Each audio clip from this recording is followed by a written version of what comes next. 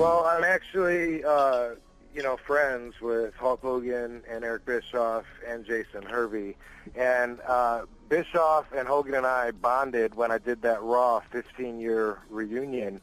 We flew on an airplane, a private little airplane together from Los Angeles to New York, or was it Connecticut? I believe it was New York. And then Hogan and I flew all the way back by ourselves, and so, we bonded. We've kept in touch since then. At first, when they were talking about the Celebrity Championship Wrestling, I thought it probably sounded like something I would not want to be involved with. It sounded like something kind of silly. I've always been offended at celebrities getting into the wrestling ring, especially back when WCW had David Arquette as the champion. You could see Jay Leno wrestling, and it's an insult to us because I work really hard in the ring so that fans watching don't think they could do what I do. That's been very important for me. And not only the fans, but a lot of wrestlers watch my matches, and they just say, wow, I couldn't survive an RVD match. I take pride in that, speaking of pride. So, to say that, Tiffany, the girl singer, can get in the ring and do what I could do would be an insult. However, this show doesn't claim that. These are actors who are basically pretending they're wrestling. They're like acting like they're wrestlers. They get taught like 3 moves per episode, say an arm drag, hip toss, body slam. They have to go out there and compete in front of a live audience, and wow, what a hot crowd that was too. And then they go out there, and their matches are choreographed. They're scripted. Mine never have been. That's something I always find myself arguing with people. They'll say, well, people think just because it's scripted that it's phony, you don't get hurt. I'm like, whoa, hold on. First off, I have never seen a script of a wrestling match. And it's not just about being hurt or not that decides if it's real or not. It's about whether it really is competition. I'll tell you, first off, just general thoughts on WrestleMania 25. I mean, it was a complete honor for me to be able to sit at ringside and call those matches and work with 2 Hall of Famers like Jim Ross and Jerry the King Lawler. I mean, I was completely going into WrestleMania. I didn't have any clue what they were going to do. From a broadcast standpoint, especially with Taz leaving the company that week, I didn't know what was going to happen. And when I got the word that I was going to be part of the team, I was absolutely flabbergasted and completely honored to be sitting, next to those guys at ringside for the 25th anniversary of the biggest event in the history of our industry. So obviously for me that was great. And then to be able to sit there and actually witness and be a part of what I still think is probably one of the top 5 matches of all time between 2 great competitors and great guys in Undertaker and Shawn Michaels is unbelievable. I mean, they had the entire stadium, and I'm sure the millions watching at home on the edge of their seat. And I don't think anybody could have predicted which way that match was going to end up. It was absolutely phenomenal. Just a great night, just a great event. And, I just think, everybody always talks that it's hard every year at WrestleMania to have the greatest card of all time. I mean, some years the card may be a little up or down, but I still think the spectacle itself and for what it is, WrestleMania just continues to get bigger and better every single year. I mean, everything from the job that the TV production guys do, to make that event look how it does on television, and the job that everybody does in the ring, everybody does backstage. I think each and every year it just becomes even more grand and even more spectacular. And I just can't wait to be a part of it again next year. Hopefully, God willing. Hi, it's from Italy. Here's Lawrence. What's going on, man? Hey, man. How you doing? Good. How about yourself? I'm good, man. I'm good. Just sitting by a really lovely lake in Italy. It's a pretty impressive view, man. It's good. That's nice. Very cool. Good. Cheers, man. Cheers. Awesome. Looking forward to doing the tour? Absolutely. Just talking about it right now. It's going to be a blast, man. Getting ready to head over there and tear it down in a couple months now. Man, we'll definitely get them pumped up for you, man. I'm looking forward to it. It's going to be good. No, absolutely. Very, very cool. Let's run through the dates for the tour. We've got June 29th, Nuneaton at the Queen's Hall. June the 30th, Manchester, Moho Live. July 1st is Margate at the West Coast. And the 17th in London at Dingwalls. That's all the gigs that Lawrence and Voodoo Vegas are going to be supporting. No, man, we're doing Paris as well. Oh, you're doing Paris as well? I forgot about that one. There you go. So Paris as well. Gay Parry in the summer would be very cool, because that's the thing about this tour is it's so eclectic, and that we're doing headlining gigs, we're doing festivals, and then we're doing a tour of our own opening for Anthrax. So we're all over the place. So I'm excited to have Voodoo Vegas supporting us, and it's going to be cool. Last time it was only 1 or 2 gigs that we saw you, right? Yeah. Southampton and Yeovil. So I was, we really had awesome shows, and the crowd was just pumped up. So to do it as the main support slot, it's going to be brilliant. It's going to be great. We're excited to have you too. It's going to be a blast. We're looking forward to seeing you this summer and coming to hang out in the UK again. It's our second home for sure. Well, in this business, number 1 and number 2, I went on that tour to Australia with Hulk, and he got in my ear over there and said, "Come on, let's do it." And it's not that I didn't want to do it. I just didn't want to let down anybody that give me that tremendous farewell from WWE. But I gave it some thought, and I talked to Shawn Michaels, who's the only one I talked to about it, and I said, "Hey, I appreciate all you've done for me, but I'm thinking about going out." And he said, "Go have a good time." So that's all I had to hear. 877-NASTY-01 in the U.S. You just give me a call, and I'd love to talk to you if you're really serious about getting in the business. There you go. So anyone in the States, check that out. 877-NASTY-01 if you want to get trained by the legendary Brian Knobbs and of the Nasty Boys. Good stuff. Here's that. Okay, cool. Hey, was that nasty or what, baby? Wow, that was amazing. Well, this guy right here, England, Roddy Piper, here he is, live England radio. Hello. How are you doing, live England radio? We're doing absolutely amazing, Roddy. I'm speaking to England. I have a whole lot of people with me. Anybody you want to speak to in particular? No, that's okay. We just wanted to say hi. How are you finding the convention? She's at the convention. A lot of wonderful people at the convention. My son's here too, but nothing I can do about that. And it's nice. And the Nasty Boys are here. And they're nice enough to hand me the phone. I need to repay them by putting a snake in their bed or a poisonous venomous one. Anyway, listen, I'll be coming your way, I think. Maybe Perth in August, bringing my son. I'm going to buy him his first kilt there. Okay, that's amazing. Well, we'll keep in touch. We always love to see you guys, the WWE legends, come back over to the UK. So, we'll look out for it. Also, guys, without you guys, we're nothing, and it's always nice that you will take some attention to us and allow us to be on your program. Thank you very much, and we'll see you when I get overseas. Brilliant. Thank you, Roddy. Bye-bye. Cheers. How about that? Hot Rod Roddy Piper with the Nasty Boys and Lita Ford. It's getting crazy here, dude. That is amazing. This is like the best interview we've ever done, I think. After doing the Expendables, learning what I learned from Sly, and learning what I learned from those other guys, I'm really looking forward to doing my next movie in October. It's kind of a SWAT team shoot 'em up and applying what I learned from my experience with those guys. So, man, I tell you what, I learned from working with Sly what he's delivering, and he's delivering a Sylvester Stallone action movie. And so if I'm delivering a Steve Austin action movie, I want to deliver the best, and I want it to have trademark stuff in it. And now I'm just kind of after working with him, I kind of want to define and my brand as far as what I'm bringing. And if I get a chance to do some comedy, some humor, that would be great. It'd be a lot of fun because that's a big part of my personal life. But if I get to make 20 more action movies, I'm going to be a happy camper, and they're going to be some kick-ass movies. So we're not going to see Stone Cold Steve Austin as the next Mr. Nanny or Tooth Fairy then? Yeah. I don't think you will, believe me. But then again, I would have pushed some boundaries. But right now, after I saw, the Hunt to Kill, and I was very happy with it, and after working with Sly, I kind of got a little bit of a rhythm going on now. I know what I need to do. I know what I want to do, and I would like to throw a couple more back-to-back action movies, just because I want to define exactly what I'm bringing.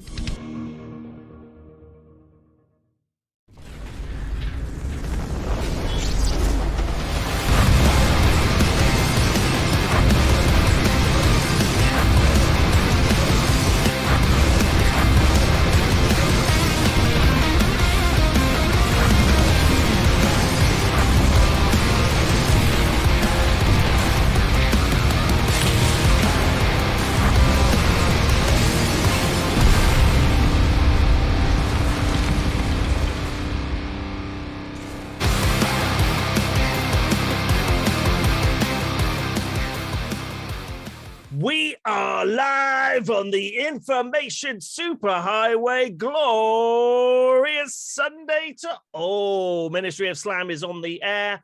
We may look a little bit different, but Ministry of Slam is here. It's Lee, and this isn't Lawrence to that side of me. No, this is Andy from Retro Chat. Andy joined us today, and we'll talk about why Andy's here and not Lawrence in just a second. But Andy, how you doing? I'm really good. How are you? Good. Weird old week, but and this is going to be a very interesting show. It's like we've gone back 12 years. It's like this is MOS Classic. It really is, but hopefully there's not going to be any stories about Terry Funk or spit roasting or anything like that. Absolutely. So that will be cool. Lawrence, we have got Lawrence in our ears at the moment, as that sounds very strange. Lawrence extremely under the weather with COVID. Second time round, he's not doing too great at the moment. He's not got a voice, so he's not on camera, but he is doing all the production and everything for the show. So he'll be pressing all the buttons in the background, so keeping us rolling. And we're hoping to have vast majority of the content that we normally bring to you every Sunday on the show. So Lawrence is here. Yeah, he's in the chat room as well, so you can interact with him in the chat room there. He's over on Twitch, and check it out. And if you want to have a chat with Lawrence, he's there. But best wishes to Lawrence, obviously, and Meryl, who's also gone down with the COVID as well. They're sort of halfway through, I think, the symptoms at the moment. So a few more days, they'll be back up and running, and hopefully should be back shiny and you ready for next weekend. So good times. Yeah, Andy, how's your week been? What have you been up to? My week has been great. It's been really busy. Of course, we did Retro Chat on Wednesday, which was the great debate, which was you versus Peanut, Bobby Heenan versus Jim Cornette, and everybody voted on the poll, and we had Bobby Heenan win with 87% of the overall vote. So that means I win. Greatest wrestling manager of all time. I mean, we knew that before we started anyway. It was always going to be Bobby the Brain Heenan. But no, it's good to get that recognition. And do you know, you could feel the pressure of having to defend the legacy of someone like Bobby the Brain Heenan. You did a great job. It was really good. No, thank you very much. It was and great to have Peanut on there as well from Real Wrestling, realwrestling.net, I believe it is, isn't it? It is. Yeah, Bournemouth based as well. Exactly. Yeah. Check those guys out. They're a lot sort of, we tend to stick to the show and the entertainment side of things. They're more of the news and news and rumors and all that sort of stuff, the written articles. So check out those guys over there. They're good fun. But yeah, lots of cool stuff coming up this week. Thanks to Princess McCat, and Princess McCat went out over the course of the week to a charity shop and managed to find a load of wrestling figures that I haven't got. So I mean, we've got an old school Jake the Snake Roberts there, Bret Hart that I was missing, Ricky the Dragon Steamboat with the little cape thing on the back, which is quite difficult to find. The Big Boss Man, the second edition. Some of them do need some touch ups on the old hair.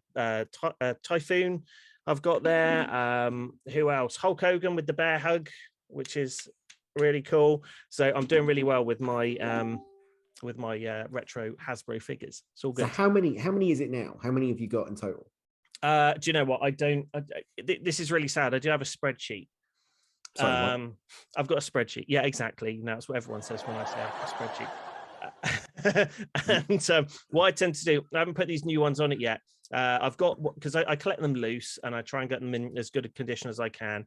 I look online at the sort of average cost as reported. There's a website, I can't remember the name of it, that like shows you the rough price you should be paying for them loose. Now, I've got a column with all of the prices you should be expecting to pay. And then I put down, what I actually paid, including postage and packaging, and whether or not I'm up or down on what I should be paying. And I'm well under what I should be paying for a lot of them at the moment. So I'm probably about halfway there with all of them, bearing in mind there are a lot of them that I haven't got. So it's good. I'm loving it, and I'm going to keep collecting. And I've got the ring sat down there as well. I haven't done my final video yet. I've done the restoration on it. Princess McCat helped me put the ropes in and everything.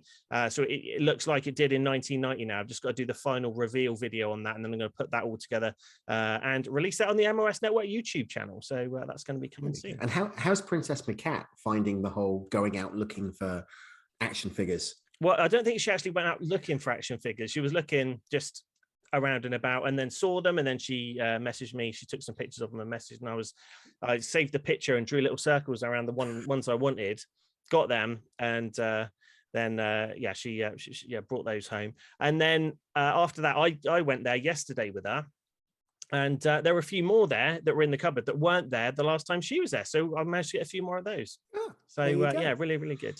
And it looks like the boss man once just wants to give you a big cuddle. It's like he had his arm out like that. He just wants to he's like, he's like, oh, Jake, you're right. You've had a hard day. How you doing? Yeah. How's that DDP yoga working for you? Amazing. So we've got all the regular stuff coming up this week. As we know, we've got a very special guest coming on in a few minutes, I think, going to be joining us. Another member of the MOS network is going to be talking about a brand new show coming to the network very, very shortly and giving us a little bit of a preview of that. In the meantime, Ministry of Slam is live all across the internet. You can check us out, twitch.tv/the MOS network, youtube.com/the MOS network. We're on facebook.com/MOS network, not the MOS network. I need to get that right.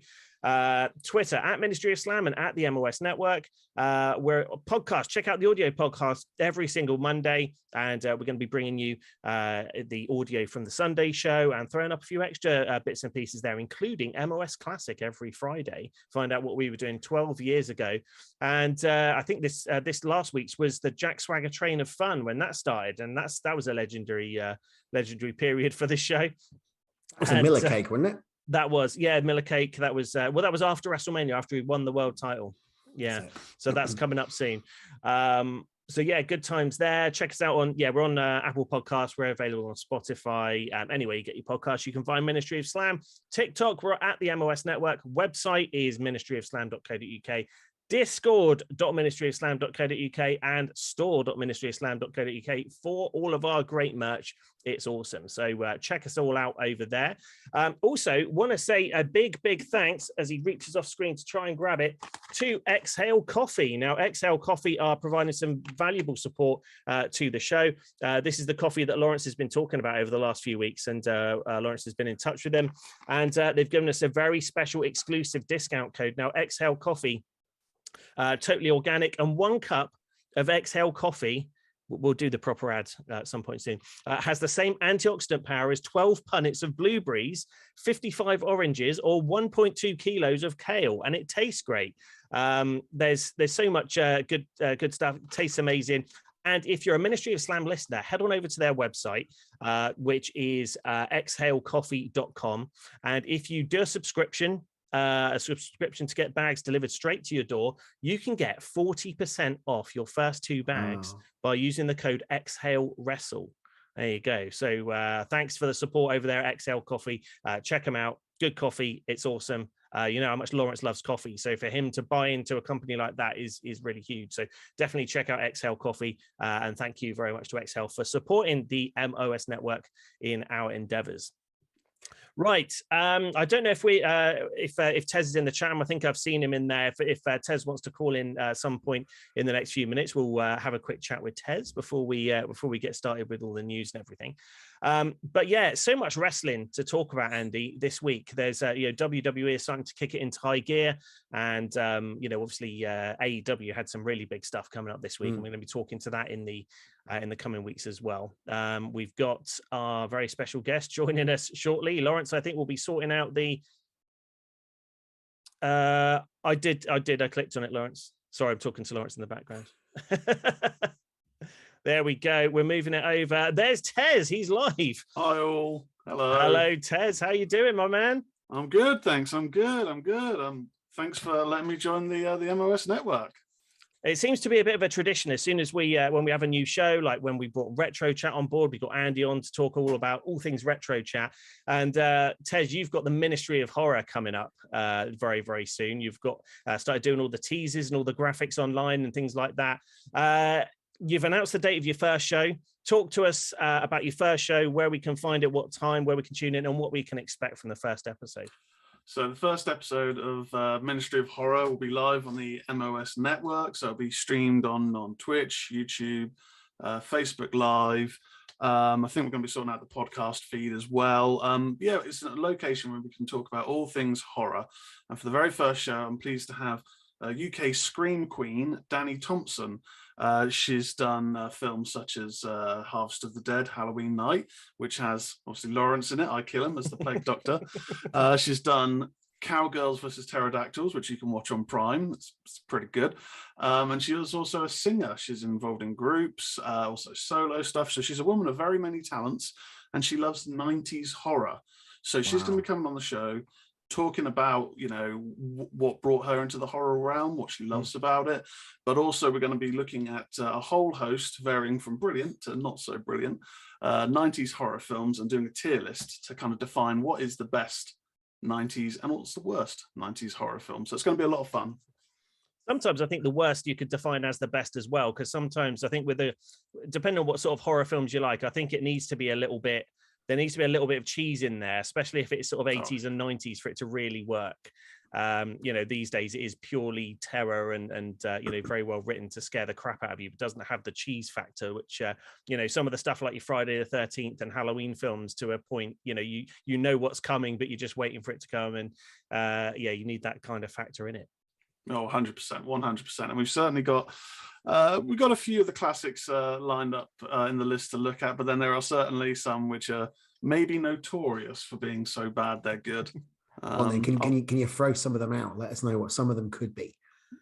So in terms of good, or, you know, what you could classify as good, but I'm not sure where on the ranking yet. You know, we've got Scream, we've got Jacob's Ladder, we've got Silence of the Lambs. To potentially the other end of the spectrum, there's a film called Troll 2, which I would recommend if you have spare time with nothing else to do to give it a watch, if not just for a laugh. It's notorious for clips online of just being god awful. Yeah, a whole host of things in between. Wes Craven's New Nightmare is in there, Urban Legend. So we've got some of the teen slashers, some of the more contemporary, almost thriller type films, and also your absurd ones in there. So we're kind of going to try and cover all bases really, and see where they factor on the list. Amazing. It's going to be a great show. Looking forward to seeing this one, because don't know much about horror myself. So tuning in to listen to you guys is going to be fantastic. Cannot wait for this one to kick off. We'll hopefully have some good recommendations, and hopefully, you know, you may watch one and go, wow, this is now in my top 10 films. Or you may watch it and go, what the hell was Tez talking about? Sounds a bit like Ministry of Slam to me. That's cool. So it's Tuesday, isn't it? You're doing your debut show. Tell us what time are you hoping to launch on Tuesday? So Tuesday, I'm scheduled for 8 p.m. So I will maybe try and do some sort of kind of countdown element, but generally it's going to be around 8 o'clock, 8:10. Yeah. But yeah, that's when it's going to be going live and on all those different channels. So very, very looking forward to it. Very thankful to be part of the network. Amazing. So it's great to have you on board. So what are you going to be, weekly or bi-weekly? Or the plan is weekly. I've already got week 2's guests lined up. And I know, Andy, we've been chatting about a crossover show, which I'm very excited about. I don't know if I am, but yes. It's the episode in question. I won't say too much now. The episode we've been chatting about is not for the faint heart. Even for network TV in the early 90s, it was, I think I heard that it was shown once in America and then just hasn't been shown again, or it was banned for a while, which certainly says something. Okay, yeah, so we've got some comments in the chat room. Necro8 wants to see some Vincent Price content coming from you in the future. Ooh, okay, Vincent Price, nice. Okay, like it. We can do some. Maybe I'll do an episode on Hammer, on the Hammer horror films and their rise and fall, and maybe rise again. You know, who knows?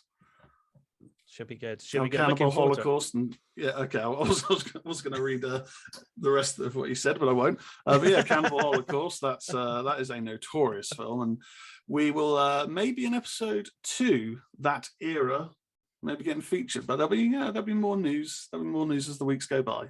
Yeah, we're really looking forward to it, and yeah, great to have not only retro chat with Andy and then obviously Ministry of Horror here with Tez joining the MOS network. It's going to be this Tuesday night, and every Tuesday night 8 p.m. On the MOS network. So if you're watching this now, you can watch Ministry of Horror on exactly the same way via the Twitch channel, YouTube, Facebook. We're going to be streaming all over the place. Check out Tez on Tuesday night, and if Tez runs out of content, maybe we'll talk about the time when me and Tez and one of our other friends went to a strip club and lost all our money.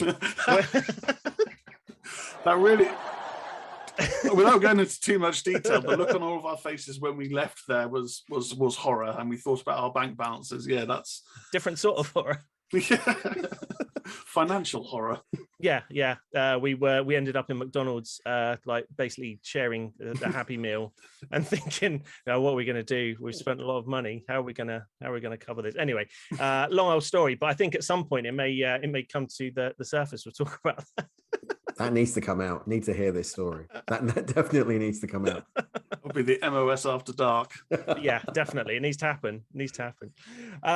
Fantastic. Thank you so much, Tez, for joining us. And once again, Tuesday night, 8 p.m. On the MOS Network channel. If you're watching this, you can watch Ministry of Horror on the same areas. And you've set up Twitter already, haven't you? Have you got any other elements online as yet? So Twitter is set up at ministry_horror. I will be setting up Instagram and also like a Facebook page. But at the moment, I wanted to utilize Twitter first, kind of get the word out there on that medium. But yeah, other platforms will be following. And also we're on the Discord, Ministry-of-Horror. So be sure to chat in there as well. Good stuff. So all the stuff you've got upcoming is going to be previewed in there. It's really cool, and we're really starting to build up a diverse sort of array of shows. It's going to be really cool. Anything you want here on the MOS Network, and it's just going to keep growing. It's going to be awesome. So Tez, thank you so much for joining us this evening. And Tuesday 8 p.m. Ministry of Horror. Check it out. Brilliant. Thanks. See you guys. Take care, Tez. There we go. So that was Tez bringing us the Ministry of Horror to the MOS Network, and Andy, it's going to be cool. Can't wait to check that out. Whilst we're plugging the other shows, what have you got coming up on Retro Chat before we get into the wrestling stuff?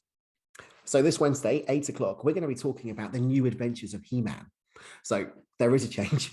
We were going to be doing Only Fools and Horses, but Chris can't make it. So we're going to be talking about the new adventures of He-Man, the underrated, underappreciated, and damn right, disgusted comic cartoon series in the He-Man franchise. Can't wait. Gonna be great. Sometimes it's more entertaining when you're talking about the bad stuff rather than the good stuff, isn't it? Well, the thing is, I love it. Oh, okay. But everybody else hates it. So I put a post up on one of the chat rooms on Facebook the other day saying, what do you think of it, etc., etc. Yeah. One of the responses I had back, I can't actually repeat. Amazing. It's going to be interesting. But new adventures of He-Man this Wednesday. Yes, absolutely. Good times. All right. So with that, check out Retro Chat on Wednesday. MOS Network, same channel. Check it all out. We've got a lot of news to get to. So producer Lawrence, you need to push the old button because it's Mr. Price's favorite time.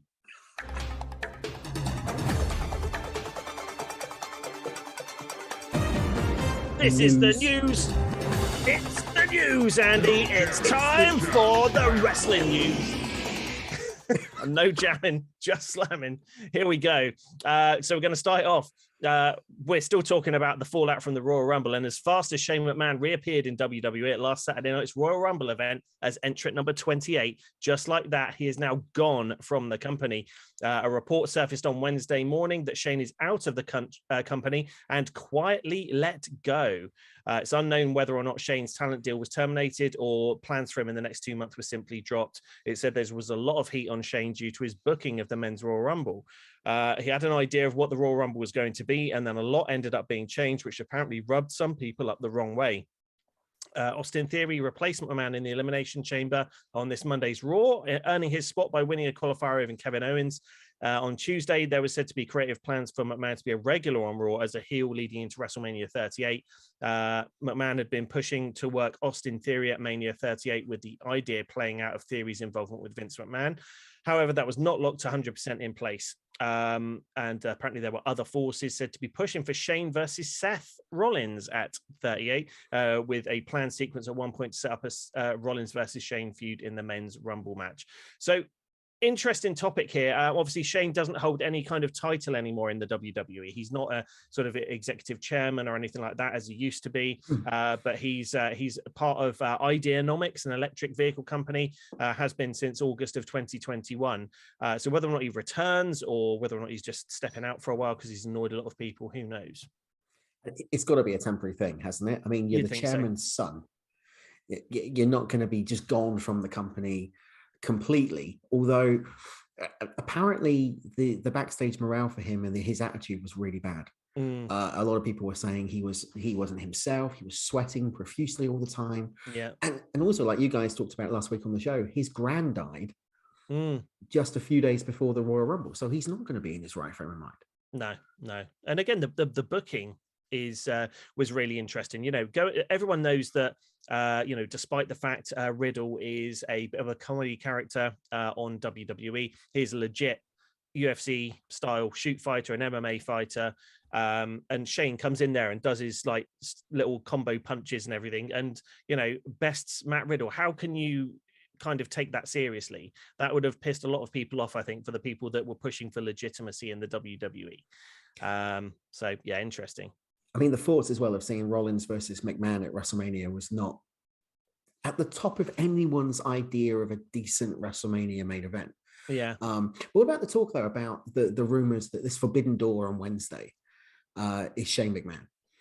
Well, let's flip over to that then. So I'm going to change up the news slightly and move down. So AEW President Tony Khan has left fans on the edge of their seats ahead of next week's episode of AEW Dynamite. It's revealed on the Friday, the 4th episode of AEW Rampage that Khan will make a huge announcement on Wednesday night. Very Dixie Carter-like. But in a tweet after the show went off the air, Khan offered more information. He said that a top wrestler will walk through the Forbidden Door and debut on AEW Dynamite. In a subsequent tweet, Khan said that the Forbidden Door is open to anyone from any promotion, regardless of AEW's relationship with the promotion. He referenced that the newcomer could come from a company that's open for business, and that they're also welcome to slam the door in the face of their prior company. So what he's teasing there is it's someone who is closely affiliated with WWE and is, potentially only just left, or even potentially still with the company, that's going to turn up on Dynamite on Wednesday. A lot of people are thinking about Ali and all of his, the promos and tweets that he's been putting out there because he wants out of WWE. His release wasn't granted. But then after all of this Shane McMahon stuff comes out, people are putting two and two together and thinking, do we see Shane McMahon on AEW Dynamite? How would that be? It's not likely to happen, is it? I mean, you've got to think about that. It's either going to be Keith Lee, Karrion Kross, Killer Kross, or maybe, as Bericles has put in the chat room, Jeff Hardy, turning down his 90 days, especially after he's been vindicated after the whole drug, the drug thing last time. So it's going to be really interesting what happens on Wednesday. Who do you think it's going to be? I'd like it. I really don't think it's going to be Shane, even though it would be massive news. I don't want to see Jeff Hardy in AEW, I'll be honest, because I think he's, number one, he's not the Jeff Hardy he used to be. Number two, I think kind of his wrestling career is done. I don't see really what else that we could potentially do with Jeff Hardy, even in AEW. It's going to feel a bit like it did when he turned up in TNA back in 2010. But, obviously he would normally have his 90-day no-compete clause. The fact that he's almost been vindicated by the fact that his drug tests have come back negative and WWE released him for nothing, really. Whether or not he's managed to negotiate with them and try and get out of his 90-day no-compete clause and he is free to turn up on Dynamite, that would be really interesting. So I don't know. I think it's most likely to be Jeff Hardy. I could easily see it being someone like Johnny Gargano, potentially, who could turn up on AEW TV. That would be really interesting.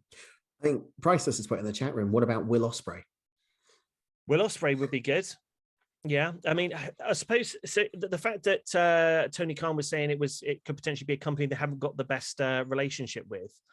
Everyone's obviously going to think of WWE, but who else is? Is AEW not on good terms with New Japan? I'm not sure that what's going on there.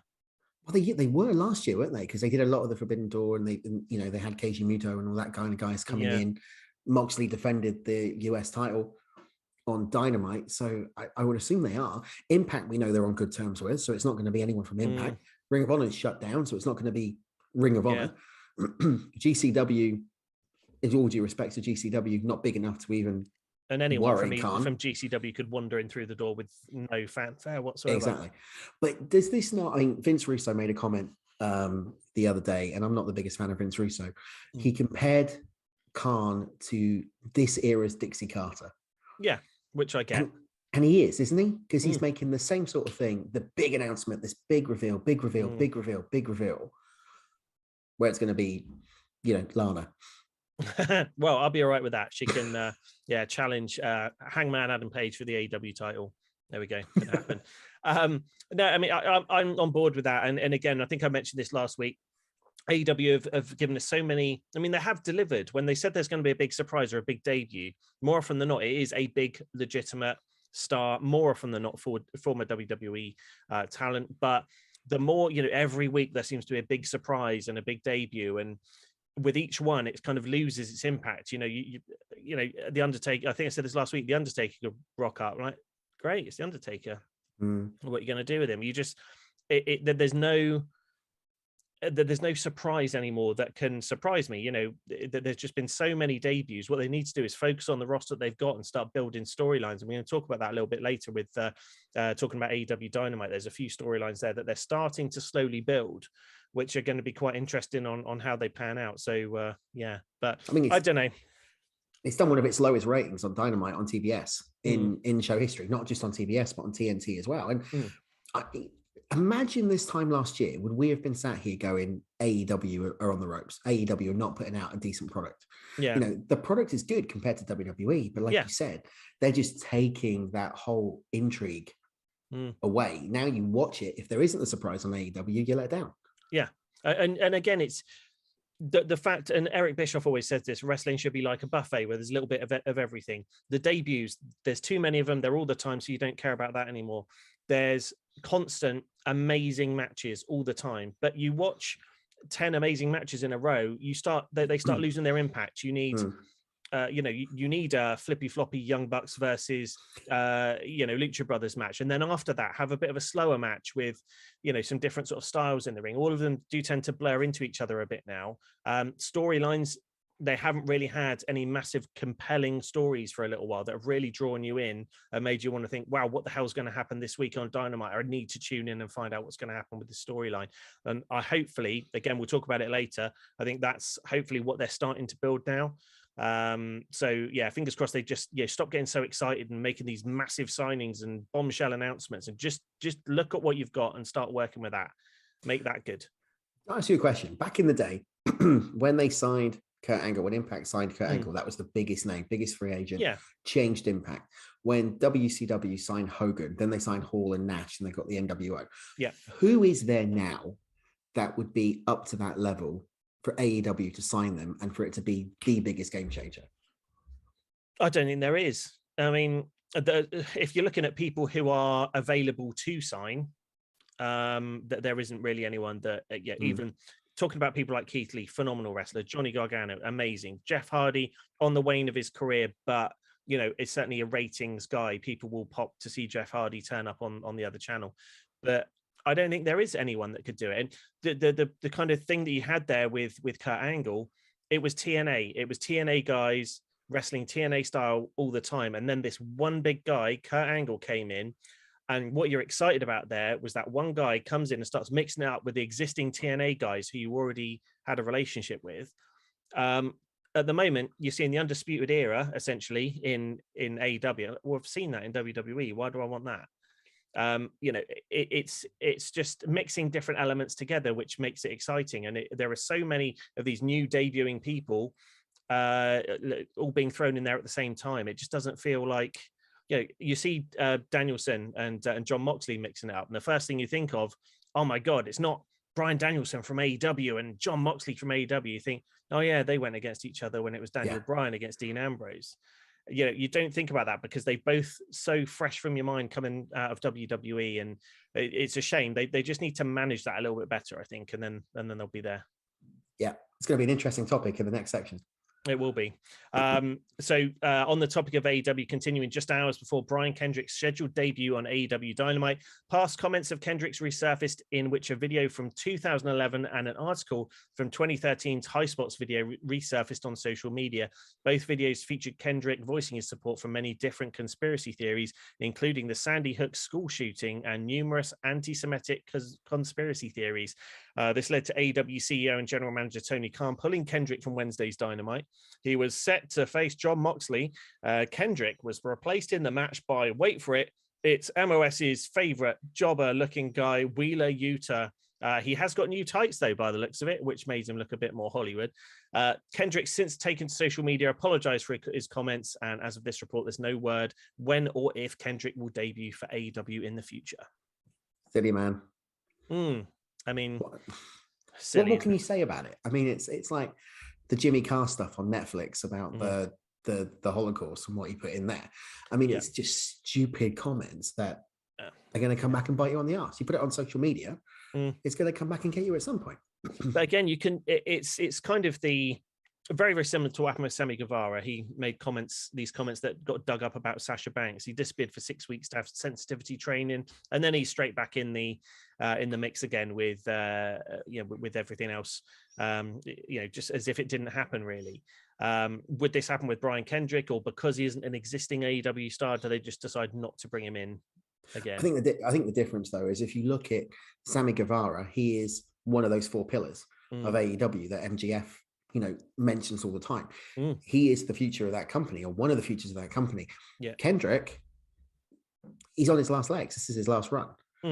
So the impact isn't there, is it? I mean, are you bothered if Kendrick joins AEW? No, and again, I mean, he was good. In WWE, he was even good in the little run he had in TNA in the early 2010s. But now, has he really got that much to offer? And his style, I don't think really would have matched with Moxley's. Wheeler Yuta, it's a little bit awkward in the match with Moxley. Someone a different or similar style to Moxley, I think, would have made a great opponent. Although I guess the storyline was just get someone in there for Moxley to brutalize and knock the crap out of for a few minutes. And then it was to obviously push the match with Bryan Danielson. But anyway, we'll move on to that. What else have we got? Lance Storm is an Impact player indeed. Storm got serious for a minute on the latest Figure 4 Daily to reveal that he's now a producer and coach at Impact Wrestling, in addition to the recent announcement that he'll be overseeing the one-day gut check tryouts. He said, "This is a chance to make the decision I made 2 years ago. I had done a couple of tapings with Impact as a producer back when I still had my school. And when I decided to close my school and was looking at options, I talked with Impact and I talked with WWE. WWE made a very eager, good offer. I liked it in Impact, but both my wife and me liked the idea of the security in WWE, which is ironic considering it ended up being a 6-month gig. Maybe that's karma or destiny telling me I should have made the other decision in the first place. I enjoyed the 2 tapings that I did. I like the atmosphere and the people, and I've always gotten along with Scott D'Amore. I'm looking forward to it. It won't be too long. I'm going to the New Orleans tapings, and I'll be overseeing Gut Check." So Lance Storm, great performer back in the day, and ECW guy through and through. Loved all of his matches in the sort of late 90s in ECW, and then obviously moved on to WCW and the Saskatchewan Hardcore International Champion. That was all fun and games, but interesting times. Lance Storm, a lot of wrestling knowledge there. Obviously he's owned a school. He knows how to mold young talent, and he's going to be with Impact now. Fair play to Impact, because that is a damn good signing to have. And they are putting on some really good shows at the moment. The weekly TV, the weekly Impact show is cracking. You look at the matches between Mickie James and Deonna Purrazzo, between Matt Cardona and Jordan Grace this past week for the Digital Championship. They are on a roll, and having Lance Storm in the back, mix that in with Scott D'Amore, mix that in with D'Lo, mix that in with who they've got, is cracking. Just want to go to a comment in the chat if I can. It's from Martin. I don't think just go back to Brian Kendrick. I don't think the issue here is don't put it on social media, it'll bite you in the ass. It's more don't be a dick, full stop. If you're a dick but you don't tell anyone your opinions, you're still a dick. I totally agree. Completely agree with that. I mean, it's just spot on. But I think one of the things that Kendrick said afterwards, and I could be wrong, I could be misquoting this, but from what I saw, I think he was saying that he didn't actually mean any of the comments. He was just doing it to try and get himself over and try and be controversial for the sake of being controversial. It was a condescending tweet, response tweet that he did, because he put 2 out in a very short time. It's a bit like Marty Skull and the not making any sense tweet he did as an apology. Interesting. Who knows if we're going to see Brian Kendrick again. We'll wait and see. Just a few weeks after its high profile The World on GCW show, Game Changer Wrestling is venturing out into the world. Now, this is something we talked about a couple of weeks ago, and very excited to see happen. Now, in a tweet on February the 3rd, GCW announced its plan to head to the United Kingdom later in 2022. In a brief vignette on its Twitter page, the promotion showed the logo of Extreme TNT Wrestling, a promotion that's based in Liverpool. The clip also features a new design that consists of opposing skulls with GCW's and Extreme TNT Wrestling's logos on them. The text Supreme Extreme was also in the clip, so it seems like this might be the name of a co-branded show. The video played audio of fans chanting for PCO, so it's fair to assume that he might be involved in a crossover. The former ROH World Champion returned to GCW late last year for one of its shows. Great. So this is brilliant. Yeah, Liverpool, GCW, they're starting to, hopefully they don't start running before they can walk. They've only just had their sort of big GCW Hammerstein Ballroom show. There was another show this past weekend. Nothing sort of huge, with no massive stars turned up on there as we saw at Hammerstein. But again, they do seem to have these almost UFC style sort of layout of shows where they'll have some people on one show, the next show won't have any of those people, just have some different talent, and you almost need to keep up with every show to watch to see every available talent that's available to GCW. So it's kind of like the old Ring of Honor model, isn't it? Where they used to do the shows every weekend and they were televised or they were on DVD. Not on TV. You had to get the DVD. You had to be in the arena to see it. Obviously, now with the internet and Fight, it's giving them more of a capability to have that type of deal. Would you go to the event? Would you go to the co-branded? Yeah, I think I would. I mean, it would depends where they do it, how big the arena was. Obviously, GCW fans are notoriously quite hardcore. Whether or not there'd be like mosh pits in the arena and things like that. Let's see what they announce first. But yeah, if they do announce it, I'll be interested in that. Definitely.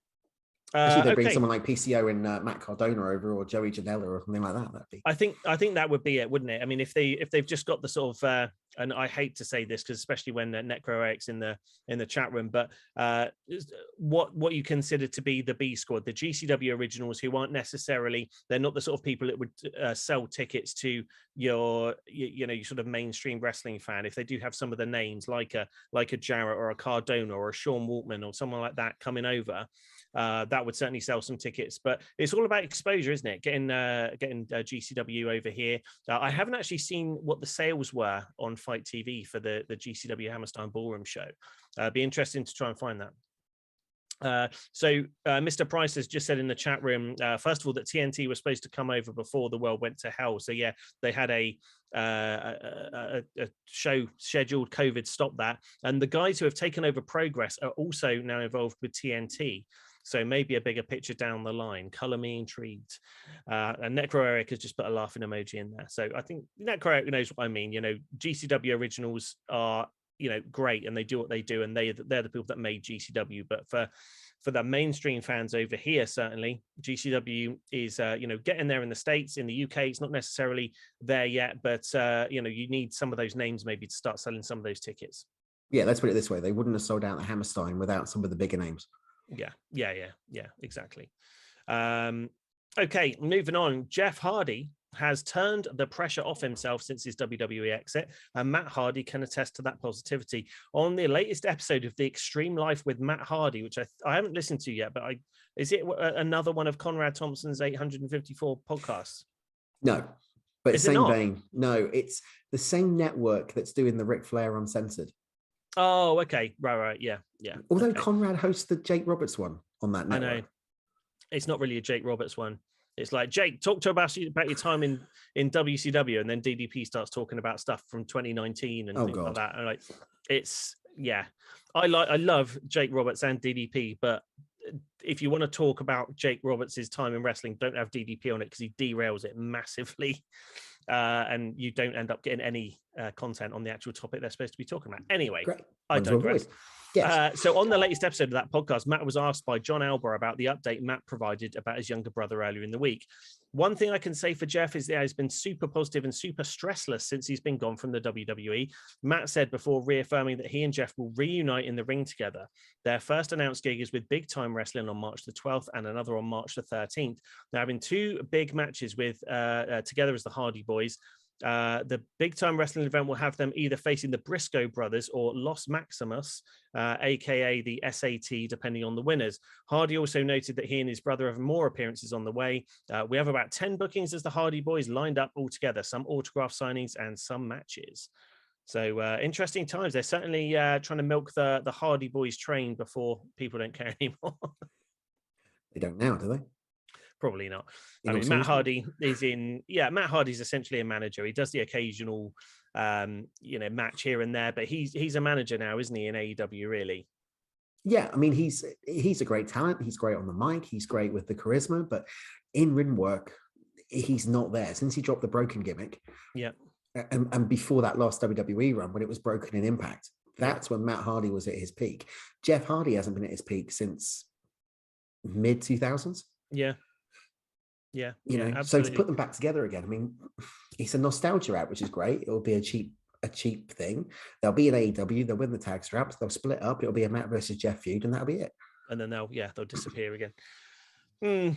It's interesting. I think they'll eventually ride off into the sunset when they're satisfied with everything. Moving on to back to WWE, they're currently gearing up for WrestleMania 38, but the company is already planning for the following year's edition of the Showcase of the Immortals. In this week's Wrestling Observer newsletter, Dave Meltzer reported that WWE is planning to feature Dwayne "The Rock" Johnson versus Roman Reigns and Becky Lynch versus Ronda Rousey as the two major matches. Meltzer pointed out that a million things may happen between then and now, given the constant change of within WWE and potential complications with Johnson's filming schedule, but reported that at the very least, Ronda is signed through till WrestleMania 39. As a result, it's fair to expect that she'll be involved in a very high-profile match at the show. So, Ronda Rousey is the new Undertaker then? Yeah. Just sign a short-term contract and appear at WrestleMania. Yeah, and also do the back-to-back. He did Michael's 2 years. He did Triple H for 2 years. Now she's going to do Charlotte at WrestleMania and Becky next WrestleMania. Yeah. And then, sail off in the sunset with those pouting lips as she walks to the ring. Yes, yeah. I don't know. I want to see a bit more from Ronda Rousey, whether or not she's still in the same condition as she was before. I guess we'll have to wait and see till we actually see her in a match as to what condition she's in. Does she have the same pull as she did back in the day? I don't know. I think she's been gone for too long. She's kind of disappeared off the spotlight, hasn't she? When she came into WWE, she was fresh off the UFC, baddest woman in the planet. Yeah. Run. The WWE run wasn't as successful as what they wanted it to be or what she wanted it to be. She disappeared. Yeah. Rumors coming back, great pop at the Rumble, but the pop on Friday wasn't, in my opinion, as good as what it was at the Rumble. So is the interest already waning? Yeah, potentially. Do people care about Ronda Rousey anymore? Well, only way we're going to know is with time, and we'll see how the build up to WrestleMania goes. Yeah. Back onto the GCW news. Sean Waltman, also known as X-Pac, will make his return to a GCW ring at GCW Welcome to Heartbreak, where he'll team up with Joey Janela to face Matt Cardona and Brian Myers. For the two-time WWE Hall of Famer, this bout will be a triumphant comeback following his battle with health issues. In December, he stated he'd been medically cleared, so it was only a matter of time before he wrestled again. In an interview with Justin Barrasso of Sports Illustrated, Waltman expressed his excitement for his return. He made it clear that equipped with a healthy body and mind, he plans to have some great matches. So, yeah, interesting times there. Sean Waltman, I don't know how old he is now, but he's got to be getting on in years, but he's certainly condition-wise looked to be okay. One last run. I'm all for that because he's one that you haven't seen for a long time. So actually for that, to bring him back and do that one last thing, not in WWE and not in AEW, is a great thing. And, he can work alongside the guy likes of Effie or, like you said, Brian Myers, Matt Cardona, and Joey Janela. Good people to protect him as well. Yeah. And a definitive kind of, he's a 49 is X-Pac at the moment. So, I mean, he's older than me. That's saying something. But yeah, again, it's a name that GCW can use to sell tickets. If you're going to get a good product. If you're already an existing GCW fan, you'll come to the events no matter what. If you haven't made your mind up about GCW or you don't know what GCW is, if you've got a poster with X-Pac, Jeff Jarrett, Matt Cardona, whoever else, Virgil, why the hell not? Some of these guys mixed in with some of the GCW talent. You're going to think, if you've never seen it before, I'm going to go and check out this show. That looks quite cool. As long as it doesn't lose what made it good, by focusing too much on the imports or the established names instead of the up and comers. Yeah, we've seen too much of that. Hopefully, what it will do is sort of give some of these sort of undercard guys the rub and get their talents to a sort of worldwide audience. Get some eyes on this talent. That's hopefully what the plan is. There are also rumors. This isn't in the news, but I'm not sure if Andy. Do you listen to Jeff Jarrett's podcast? Oh yeah. Now he's been teasing over the last week or two that he's making some sort of an announcement about a new promotion. It's been very cryptic statements, but I've got a feeling in the next week or two there's going to be a news item on this very show that will say that Jeff Jarrett has launched a new promotion and he's got funding or whatever and signed some talent to it, and there's a debut show. I reckon there's an announcement coming soon by Jeff Jarrett. It's got to be something different. It really has, because if you think about the market where we're in the moment, you've got the biggest new competitor in AEW. Yeah, you've got Impact. You've got Ring of Honor's shut down, although coming back on a very different model. Yeah. GCW's climbing up the ranks. New Japan is taking over America. Yeah. What is Jarrett going to do different that will really set him apart? Berkeley's technically Global Force was never declared closed. No, it wasn't. True. But he also couldn't get a TV deal for it. No. But again, you don't have that problem these days because you just hop it on Fight and away you go. Essentially, if you take it back sort of 10, even 20 odd years, you've still got WWE, you've got AEW almost taking the WCW spot. GCW is hopping in there for your ECW fans. You've still then got Impact, who are technically kind of a indie fed for a lot of those guys, and then you've also got NWA, of course, floating around there. For people who like your classic wrestling, which is probably the one niche that I would have said Jeff Jarrett might have tried to go back to, sort of like your old school sort of 70s and 80s. Maybe you're inspired by Memphis and NWA, sort of those old characters, more wrestling rather than the high flying, flipping, flopping around. Maybe that's what he does. Maybe he does, because he focuses a lot, obviously, on the Memphis era because of Jerry and on the My World podcast. Yeah. So maybe that is what he does. He focuses on that. He's an ambassador for Fight. So he's already got the link in there, like you said. It could be good, but it's going to have something that is completely different to what you're seeing otherwise. Studio wrestling is back with the NWA. So he's lost that niche. The arena wrestling is being done now with Impact and WWE and AEW. So he's lost that. The indie circuit has always been around, but if you look at, like you said, with GCW, he's losing that cult status. Yeah. So what's his selling point going to be? It's difficult to say, because they've kind of missed the boat, because I think he's probably affiliated. I wouldn't be surprised if it's being financially backed partly by Conrad Thompson.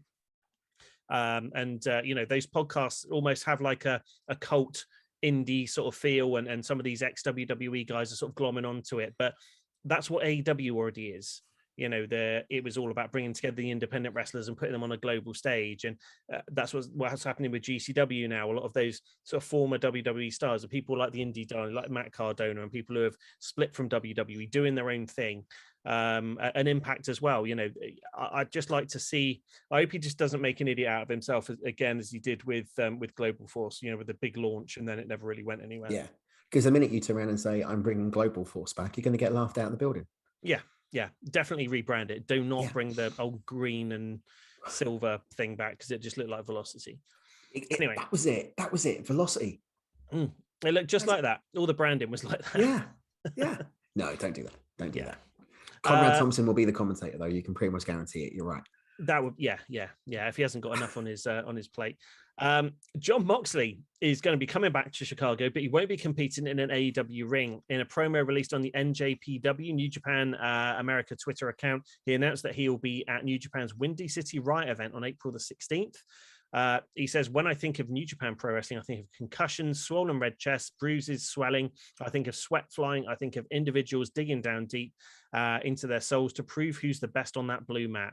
The men who call themselves the best in New Japan, Shingo, Okada, Tanahashi. One thing has not changed. I'm the boogeyman in New Japan Pro Wrestling, and no one can call themselves the best as long as I'm lurking in the shadows. So I'll be in Chicago on April 16th. New Japan Pro Wrestling, like you always do, bring your best. Oh, so glad he's back. He's looking in the best shape ever. Very, very good. Isn't it weird? He's almost got a Stone Cold Steve Austin persona. Nothing he does is anything like a face would do. He's one of the loudest cheered guys on the roster. He doesn't slap hands with people on the way to the ring. Everyone wants to reach out and touch him. He just barges through. Doesn't play to the crowd at all, but he is technically is a heel, but everyone cheers him. It is the Austin. He's genuine, though. Yeah, but he's genuine. He's not trying to make himself something he's different. He's not trying to come out and being, the John Cena with the "you can't see me" gimmick and all that type of thing. He is just being Mox. Yeah. And that's why fans appeal to him. That's why they're cheering for him. And that's why they did the same with Austin. He can work. He's proved himself in some real crappy storylines in WWE. Oh, yeah. And proved himself in AEW. And the fact that he came back from that rehab to one of the biggest reactions I think I have heard in recent memory. And that promo, you can still remember lines from that promo now. It was not on par with CM Punk, but it was definitely up there in terms of intrigue and appeal and reaction. Was amazing. Yeah, you're correct. Okay, next up then. So Mox, New Japan, it's going to be good. Roman Reigns and Paul Heyman are back together, but they have a new threat on their hands, which is Goldberg. The Hall of Famer marched through the ring on SmackDown and told Reigns that he acknowledged the champion as his next victim and challenged Reigns to a match for the Universal Championship at WWE Elimination Chamber. Yay! Why do we do this to ourselves? Because it's Saudi, it's a payday, it's a big payday, and nobody cares. Yeah. I mean, it's just those shows, isn't it? They just try and get the biggest stars they can. Martin said we're still doing the news. It's 9:00. It is, yes. Well, it's not 9:00. It's 8:00, Martin. But he's 9:00 in Germany. 9:00 in Germany. There you go. But we did have Tez on for a little while at the start, so you can forgive us for that. Bottom line, Goldberg's back. What are we going to do? We just have to ride the wave and wait for him to go away again. He'll win the belt. He'll lose it at Mania or something. I don't know. He can't win the belt. It's WWE. Of course he'll win the belt. Well, yeah, but he can't because that will break Roman Reigns' record. And you can't do that. And you want him to drop it to Lesnar at WrestleMania. Yeah. On night 2 of a 2-night event. Yeah. I'm just done. So done with Goldberg. He was one of the most, that's me, grumpy old man. It's just sad. One of the most over guys, mid-90s in WCW, ruled the wrestling world with the exception of Austin, I think, at that point. And, now he's basically a comedy act. Why keep dragging yourself out? This is where the whole argument of WWE product comes into play, isn't it? This is where they've lost that ability to create new matches and create new stars, and that ability to read what the audience is about. All they care about are 4 people: Lesnar, Reigns, Charlotte, and Becky Lynch. That's all they care about. 100% correct. 100% correct. Sad times. Goldberg is a legend, but I think we all want to remember him as the WCW version of Goldberg, who would just destroy people. We don't want to see this old guy with the grey beard limping down to the ring and having sort of subpar matches. It just ruins the legacy. It really does. Yeah, it's a shame. It really should be a quick spear by Reigns, pin, done. That's it. Yeah. Or Lesnar's going to come out and interfere. And, there'll be a win for Goldberg via DQ if they don't want to make him look weak. But for God's sake, don't put him over Reigns. Not for the title. Andy, like over your left shoulder, there is a little green light that's like flashing in the window. And it looks like maybe I've been watching too much horror stuff. And it looks like there's just this really creepy, weird ass face looking through the window.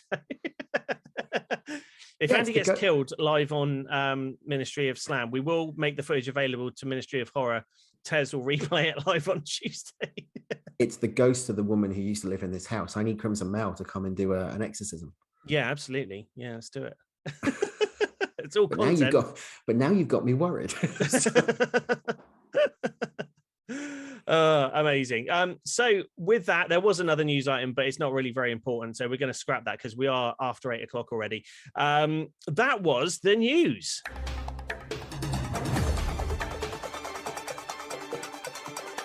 That was the news, Andy. That was the wrestling news. There we go. So I think what we're going to do, we're going to take our very first commercial break of the night. And when we come back, we're going to be looking at we're going to talk about Dynamite a little bit. Obviously, it was Punk versus MJF, that big match. We're going to talk about Brandy Rhodes and her segment on Dynamite. And also Jon Moxley and Bryan Danielson, what the hell is happening there? And then you're going to be so excited about this. We're going to, following that, we'll just give a quick plug to our good friend Glenn over at GX Accounts, because it's the return, the long-awaited return of the MOS Arena. And maybe we'll give you a little bit of a tease on what the match is going to be after this break. It's going to be amazing. So stay tuned. Quick commercial break, and we'll be back with AEW Dynamite discussion.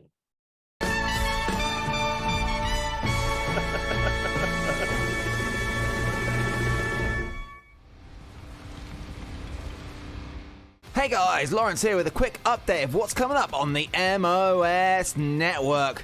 Thank you very much for checking out this show. It means a lot to Lee and me, and we are so excited about what's going to happen in 2022. If you missed it last week, we have added, we have signed, we have joined forces, we have assembled with the main man, Mr. Andy Evans, and he is part of the MOS Network. And every single Wednesday on this network across the information superhighway, Andy will be broadcasting his retro chat show. Go back in time, go back to the 80s and find out about all the awesome retro chat that Andy talks about and brings to the table. And podcast listeners, that show will be going live in the podcast feed every single Thursday. So bonus content in the podcast feed. Remember, we also have MOS Classic. Find out what was happening in wrestling 12 years ago this very week. That goes into the podcast feed every single Friday. A very different Lawrence is on that show. I didn't know much about wrestling.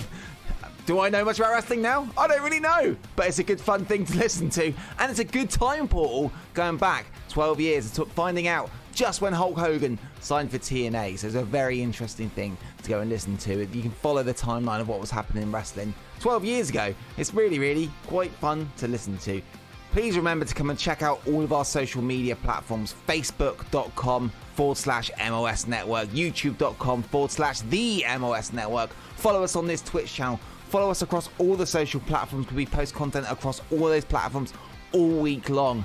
And please do remember to share any of our content. It will help the MOS Network and the MOS Army grow, and we can get more members into this awesome community that we are all part of. Thank you very much to all of you guys for watching. Thank you very much for all of you podcasters for checking out the show. It means a lot. Tell a friend. Help spread the word of the MOS Network. Wrestling wins. Thank you, everyone. Much love. Bye-bye.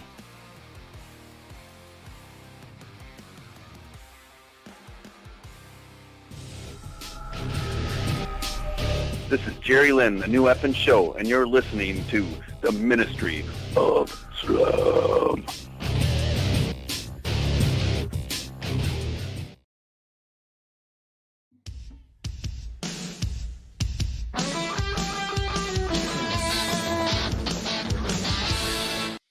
I love that intro. Do you know what is great is that we actually get to see the stream that you're seeing. But we hear the music like it makes sense. But what I was watching there was Jerry Lynn like flipping around doing all sorts of stuff with the Saved by the Bell music going in the background, and that's exciting. The magic screech in the background. Yeah, well, not anymore. But anyway, okay. So one of the things we have been talking to producer Lawrence throughout the ad break, and we are going to give you a sneaky preview of what we've got coming up in the MOS Arena. Now, obviously, it's the brand new MOS Arena. You guys have had a preview of it in previous weeks. And we wanted to start off with a big one. We've just had the WWE Royal Rumble, 2 winners of the Royal Rumble. Obviously, we've had Brock Lesnar winning the Men's Royal Rumble and Ronda Rousey winning the Women's Royal Rumble. We have got the 2 Royal Rumble winners, both MMA specialists, squaring off against each other in the MOS Arena. Ronda Rousey versus Brock Lesnar in our nice, hardcore, blood-stained, cans of Coke on the floor, blood everywhere, Ministry of Slam, brand new arena. It's going to be awesome. But before we get there, we are going to be talking a little bit about AEW Dynamite. Now, we talked about it in the news, Andy. I think AEW's got to make some changes. They've got so much talent. They're relying a lot on debuts and big moments and everything. 3 segments that I really wanted to discuss this week that took place on Dynamite. Of course, you can't start it off with anything more than talking about the main event on the show, CM Punk versus MJF, the long-awaited match. Personally, I thought it was so well done, apart from MJF's ring attire being way too big for him. His knee pads were falling off. His trousers, his pants look stupid. But yeah, I mean, great match, and it was old school. It was what a wrestling match should be. It wasn't all dependent on big moves. There was story throughout it. It flowed. It just really, really worked. What did you think? It's the match we waited for CM Punk to have since he's come back. Definitely. And it's the match of MJF's career. I mean, it was brilliant. It was, like you said, it was booked to perfection. It had good storytelling, great pacing. The moment where Wardlow comes out and does that stare off between him and Punk, gives MJF the diamond ring, straight in, clocks him. Then the look of kind of a disappointment by Wardlow that he even used it to win the match. But it was beautiful, absolutely beautiful. As Princess McCat says in the chat room, we noticed this. So there was a little segment where CM Punk kept picking up MJF and just repeatedly body slamming him in the middle of the ring. Again, when you're trained as a wrestler, and I'm not saying this to be big-headed, but Andy, you and I went to a weekend wrestling training camp at one point. You're supposed to, when you're the one being body slammed, you put your hand on the leg of the person who's body slamming you, just to give yourself that bit of support and be able to throw yourself over. MJF kept putting his hand almost like on the crotch area of CM Punk, and at one point put it sort of on his abdomen, and it slid down and nearly pulled his pants down, which was, I mean, yeah, she noticed that. That's my girlfriend, everyone. That's an eagle-eyed wrestling fan. Good on you, Princess McCat. It is. That's good eyes. Be careful what I say here now. Yeah, absolutely. So yeah, I mean, if you want to see CM Punk nearly pop out, then check out AEW Dynamite. But the match itself, as you said, booked to perfection. Great match. It advanced the storyline. It was just in ring. It was just a real departure from what AEW have been doing. No flippy stuff. No, just get as many spots in and then we'll get to the finish. It was just progressive. It was bit by bit by bit, and it continued. I don't know how else to explain it. Just a great match. It was perfection. But Princess McCat has just confirmed in the chat room that you were the one who kept rewinding that spot. Kept? I didn't keep rewinding it. I showed you once. Unbelievable. Trouble. There's going to be trouble. We're going to finish the show in a minute, and there's going to be some trouble. Princess McCat, just tell us in the chat room, how many times did he keep rewinding it? Don't lie this time. Okay, so again, main event of Dynamite. It was all seriousness. It was great. It was just what AEW needed. It built. I lost count. Unbelievable. This is brilliant. This is brilliant. But isn't this really, if you think about it, what made MJF? Because this is Punk's first major loss in AEW since he came back in August in Chi-Town. It's been building to this, but that's what should have happened. Yeah, he put over the future world champion of that company. Yeah, 100% in agreement. I think one of the things that it reminded me of right at the end was, do you remember when Rock and Austin had their last match at WrestleMania 19? Yeah. And right at the end, they were talking to each other down on the mat for a good sort of 10 seconds before The Rock got up and started celebrating. There was, again, MJF was slumped over the top of CM Punk at the end, and you could tell more by... you could see CM Punk heavily breathing, but you could see the way his stomach was moving, that he was talking to MJF at that point. And there was clearly some dialogue going between them for a few seconds after the match finished. And I can only imagine it was MJF thanking him for putting him over and you know, what the great match that they've had. Again, MJF will never admit that in character because he is, you know, in character 24/7, but it really, really did, you know, come across as, you know, they appreciated each other having that match. Some really, really good stuff. Pepsi plunge from the top rope as well. Yeah. Sick move, wasn't it? It was just fantastic. It was, I just love MJF so much. I mean, he is so good at what he does and how much he's grown since debuting on Dynamite at the beginning of the run back in 2019. Yeah. Going through the COVID era, going through the empty pandemic, the empty audience arena era. Doing those big matches with the likes of Jericho, keeping up with them. Yeah. And you've got to think that after Hangman defeats Lance Archer on Dynamite in a couple of weeks, it will be MJF versus Page at an upcoming pay-per-view. Yeah, would love to see does that. he win it at that point? Does he wait until All Out? Yeah, I mean, this is what Mr. Price has just said. The question, Revolution, MJF and Hangman, too soon or hold off on his eventual AEW title shot? I think they do need to build it. I mean, he's got nuclear heat at the moment. I'd like to see where else they go with him next, whether or not he continues with CM Punk for a little while, what CM Punk has to say after the defeat, whether or not he says, all respect to him, fair enough, he beat me, or if they have a rematch because of the foreign object at the end. Adam Cole apparently number 2 in the rankings of AEW. So Hangman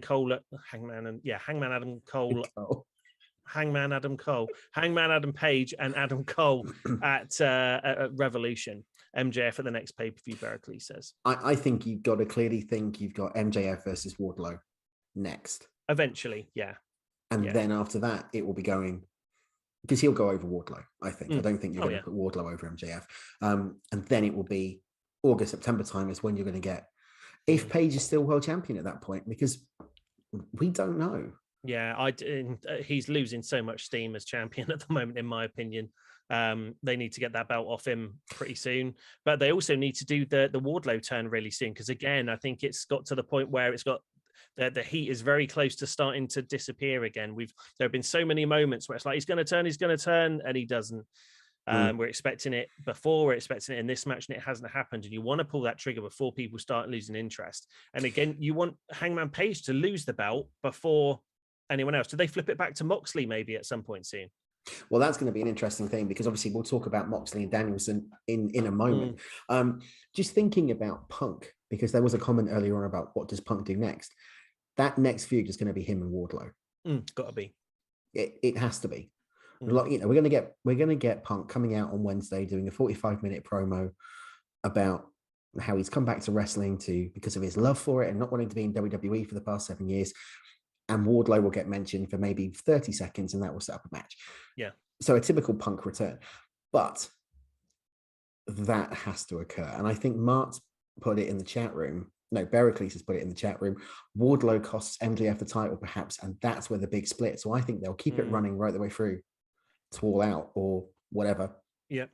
Loses it, then that's it. The Diesel Shawn Michaels. Yeah, that's what they're building it off of, isn't it? That kind of relationship. Very interesting. I'll be interested to see what happens, how they continue the story and the interaction with people. Fran the Cannon says Wardlow next. We could see Wardlow and Punk versus MJF and Spears in the build up to the singles match. That would be interesting. Yeah, Martin goes, the Wardlow wins the TNT title from Guevara. MJF takes it because of the contract, and that's the turn spot.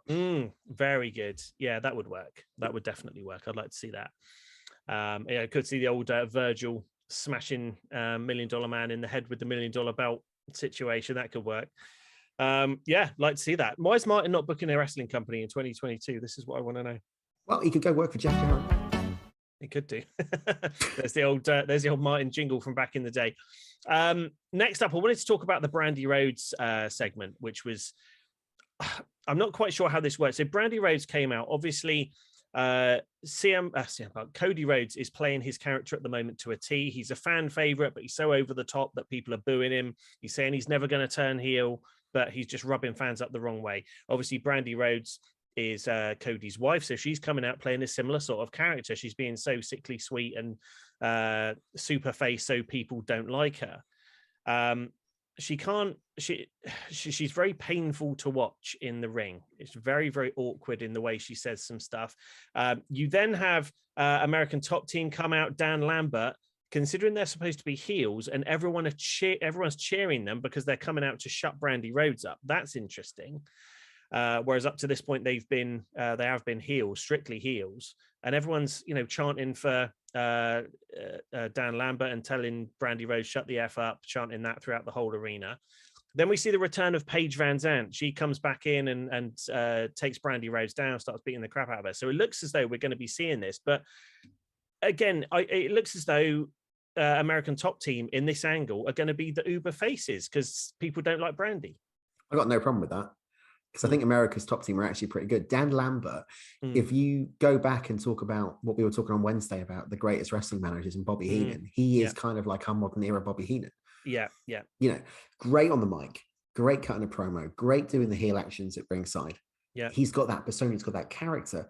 And that's what that team needs. Brandy Rhodes is painful in anything she does. Yeah.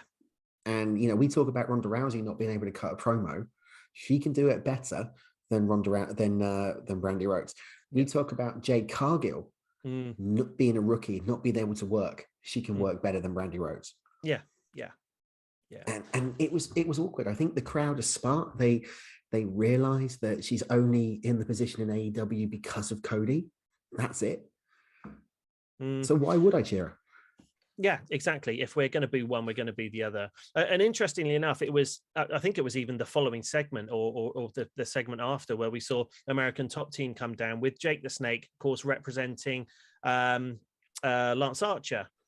And again, we're supposed to be booing Lance Archer as he goes up against Hangman Page. So we're cheering American Top Team in one segment and then having to boo them the next. And that's a little bit confusing from, you know, a sort of a fan who's just watching it, a layperson, as it were, not knowing, you know, why we were cheering this guy a minute ago. Why are we now booing him?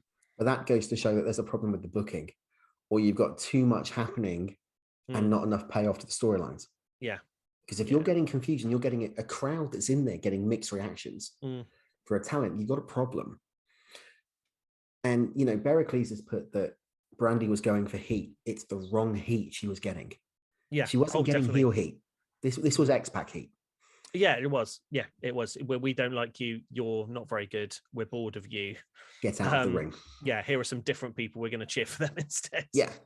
Could have been anyone that came out, but you know, the fact that you've then got Paige Van Zandt to come out, that people are going to be behind because she's, you know, she's Paige Van Zandt, and anyone who comes in to, you know, beat up Brandy Rhodes, why not? Yeah, exactly. I mean, that was the weakest segment on Dynamite in a long time. Yeah, but then also because of that, almost the strongest segment because of how it turned. Yeah, but it's doing what in some ways though, it was the best one because it's doing what it's done. It's got you talking about it. We're talking about how bad it was. Yeah.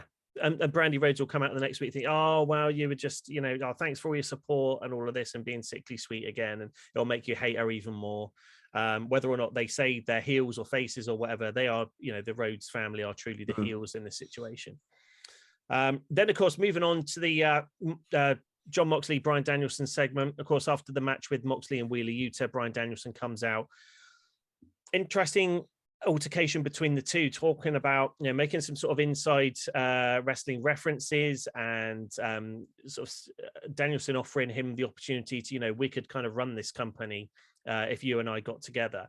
And it really started making my mind go overdrive and how they could make this work. If I said the word, and we'll talk about these guys a little bit later on, if I said the word mega powers, you get these two guys together as a team, whether or not they then go as heels, you know, it'd be great having them as a heel tag team. Almost like the 2-man power trip.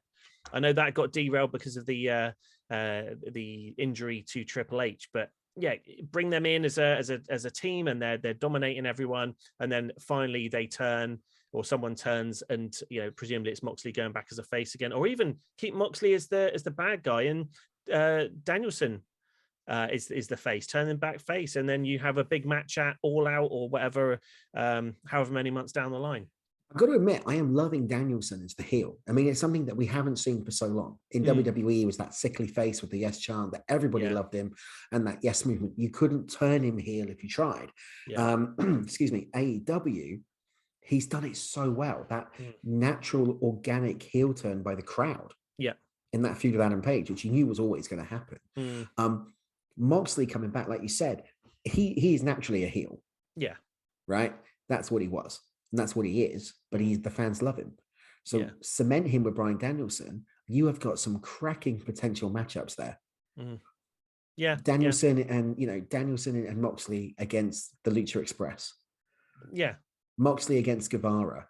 Yeah. Moxley against Page, Danielson against Guevara with a backup. I mean, it writes itself that you could really have a bloodline storyline scenario in AEW. Yeah. Add into that Punk. Or yeah, you could almost have a sort of within AEW NWO little faction there with the three of them, former WWE guys, all a bit disillusioned with everything, just taking over and Millionaires Club almost. Well, Indie Darlings, I was going to say. Ring of Honor. Yeah. WWE, CZW. Could work. Give it they're talking about developing the younger guys. Joey Janela's not really doing much on AEW. Yeah, and he's shown that he can carry across a big storyline with your Matt Cardona thing in GCW. There's your GCW connection to the Indies. Bring them in. Yeah, and as Berkeley's Necro rightly said, Planet's champion, the hemp championship, and calling everyone fickle was Gold Danielson heel.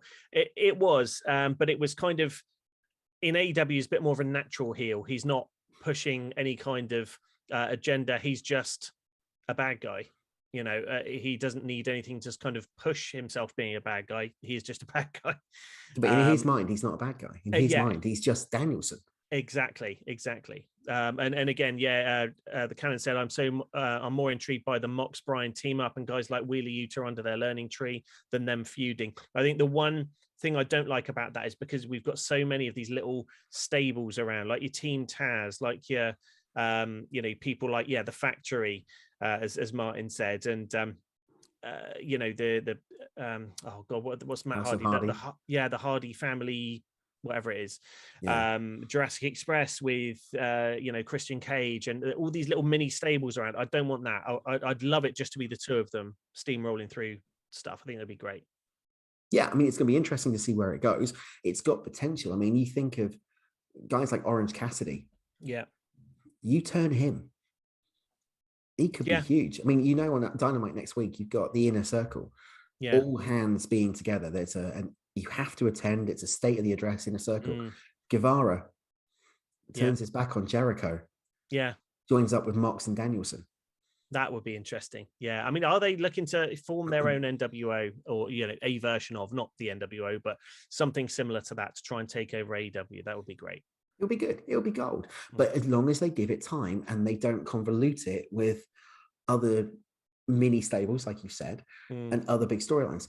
Do you need to put Mox and Danielson in the world title picture this close? No. Let Paige get some sort of heat. Yeah. I mean, maybe this is how you build Paige. You've got this strong faction. Your Hangman Page, even though he's got the belt at the moment, comes in almost like a Sting kind of figure, a defender of AEW as its champion, trying to take these guys on, and they continue it through the year. That'd be great. Love it. Yeah, exactly. Cool. It's exciting. It is. There's a lot of stuff coming up. So stay tuned to AEW Dynamite and Rampage. I'm sure this storyline is going to continue. Martin said, let's stop all this and talk about how awesome Danhausen is. I've caught up on a lot more Danhausen over the last week via YouTube. One of the toy figure hunts that they did on who is it? Ethan Page's YouTube channel. He goes on the wrestling figure hunts and other toy hunts. They took Danhausen with him to this toy shop, and it's mental. He said, I got kicked out of here last time because I stole things. It's very good. Yeah, check out Ethan Page's YouTube channel for that one. It's worthwhile watch. Okay, let's move on then. It's what everyone's been waiting for. We're going to take a quick break now. We're going to talk about our good friend Glenn over at GX Accounts and give him some love as it is tax season. And then we're going to get straight into the brand new MOS Arena. We're going to be having Ronda Rousey versus Brock Lesnar, the two winners of the Royal Rumble 2022, going up against it in a very heavily anticipated match. Let's check it out. Lawrence, roll 'em. After these messages, we'll be right back. Ministry of Slam would like to thank our Ministry of Slam Arena sponsor, GX Accounts. We are in the lush branded GX Accounts studio here as we welcome GX Accounts to the Ministry of Slam team. GX Accounts are recognized as a leading cloud accounting firm in the UK. They work with online packages such as Xero, QuickBooks, Free Agent, and Dext. They take the pain out of bookkeeping and they keep their clients on top of their taxes and free up their time so they can do what they want in their spare time, such as watching wrestling or even watching Ministry of Slam. If people want to get in touch with GX Accounts, they can do so over at their website, gxaccounts.com. Or you can check out the GX Accounts social media. Just search GX Accounts on Facebook and Twitter. Or GX Glenn is in the Discord. Just sling him a message over there. Ministry of Slam would like to thank GX Accounts for sponsoring the Ministry of Slam Arena. Not only does wrestling win, but GX Accounts wins. Welcome everyone to the Ministry of Slam Arena. Wow, look at that. It's amazing. Some people might say that one of the commentators is not very well right now, but wrestling wins, and I will power through this with some energy from wrestling, because here comes the main man, Brock Lesnar, Lee. Look at him, and he's got his top knot as well. It's an up-to-date Brock Lesnar. Amazing. The first person to walk down the new ramp with all of our logos. Don't stand on the logo. We paid a lot of money for that. Mel's got new clothes as well, mate. Look. Mel's got new clothes. Amazing. Wow. It's all, spared no expense. A bit like John Hammond. And he's going against the most dangerous woman in the world, Ronda Rousey. Unbelievably. Wow. So the male and the female winner of the Royal Rumble this year are going up against each other. It's going to be huge. Check it out. Grotbags 316. Look at that. MOS Army Club. I think I saw a little Berkeley's Corner sign as well. Unbelievable. It's awesome, dude. This is awesome. So I love this. Our MS Arena is so cool, and thank you to Good for making it for us. Go check them out. Absolutely. Game out under development. But we've got a big match coming up tonight. Ronda Rousey versus Brock Lesnar. It's going to be awesome, dude. What's she doing on the top turnbuckle? Don't jump on Meryl. Celebrating. Showing how good she is. Got the lights and everything, Lee. Here we go. Here we go, Lee.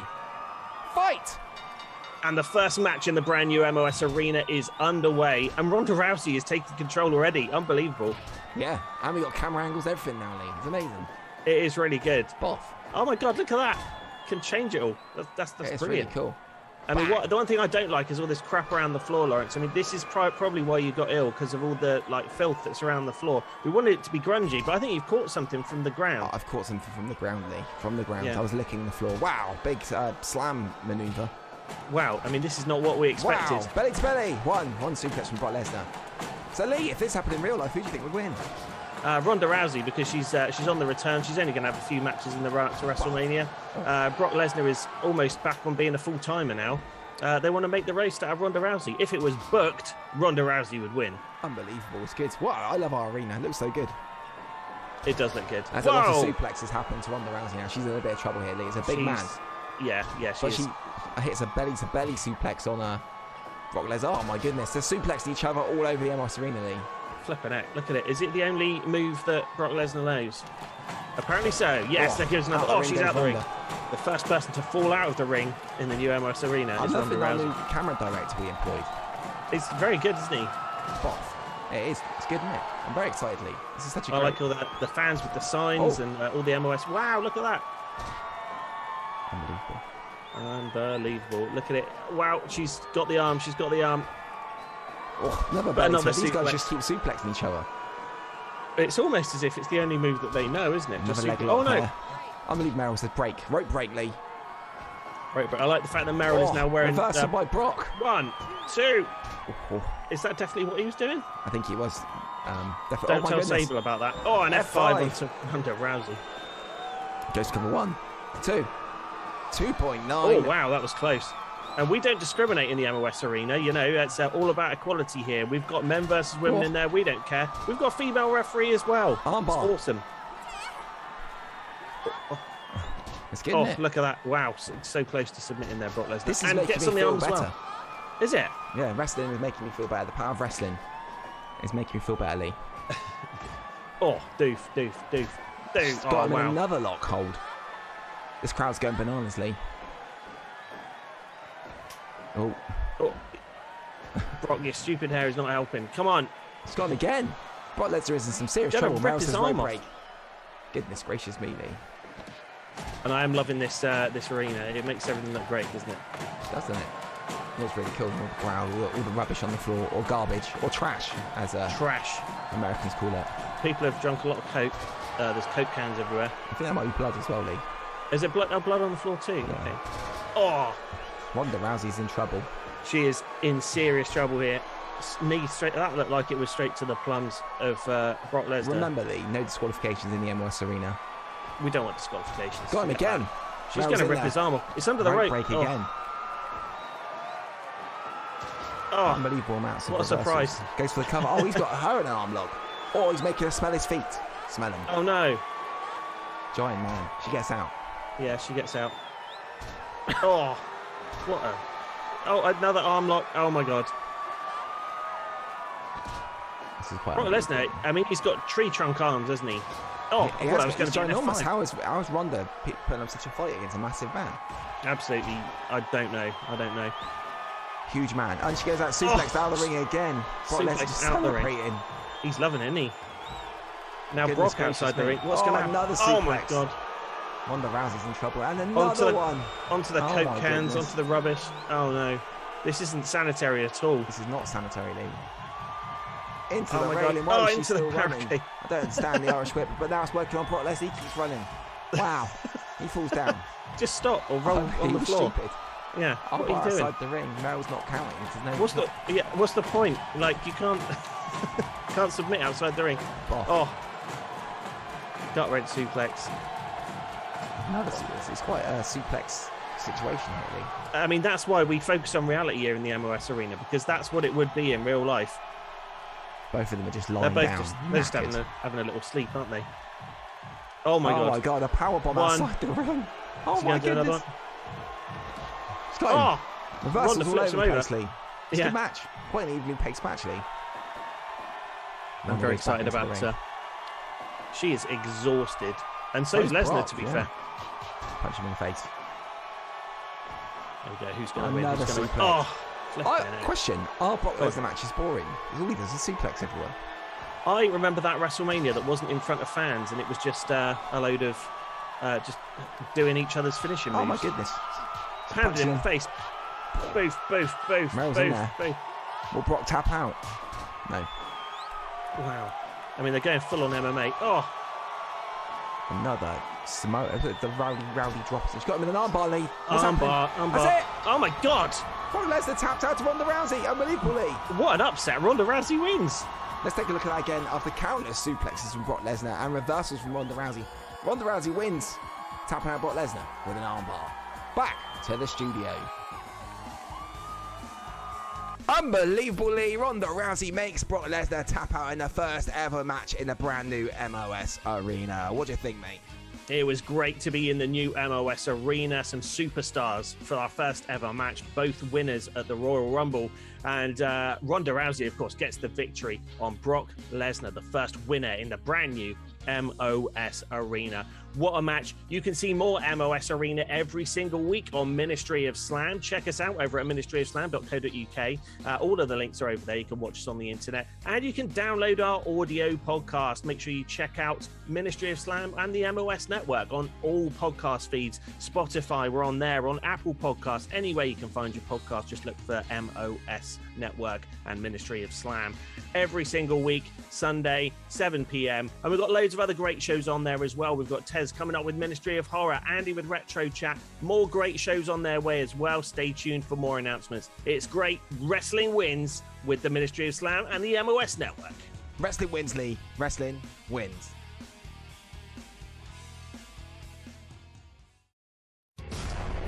Get ready to fly. This is the phenomenal AJ Styles, your TNA World Heavyweight Champion, and you're listening to the Ministry of Slam.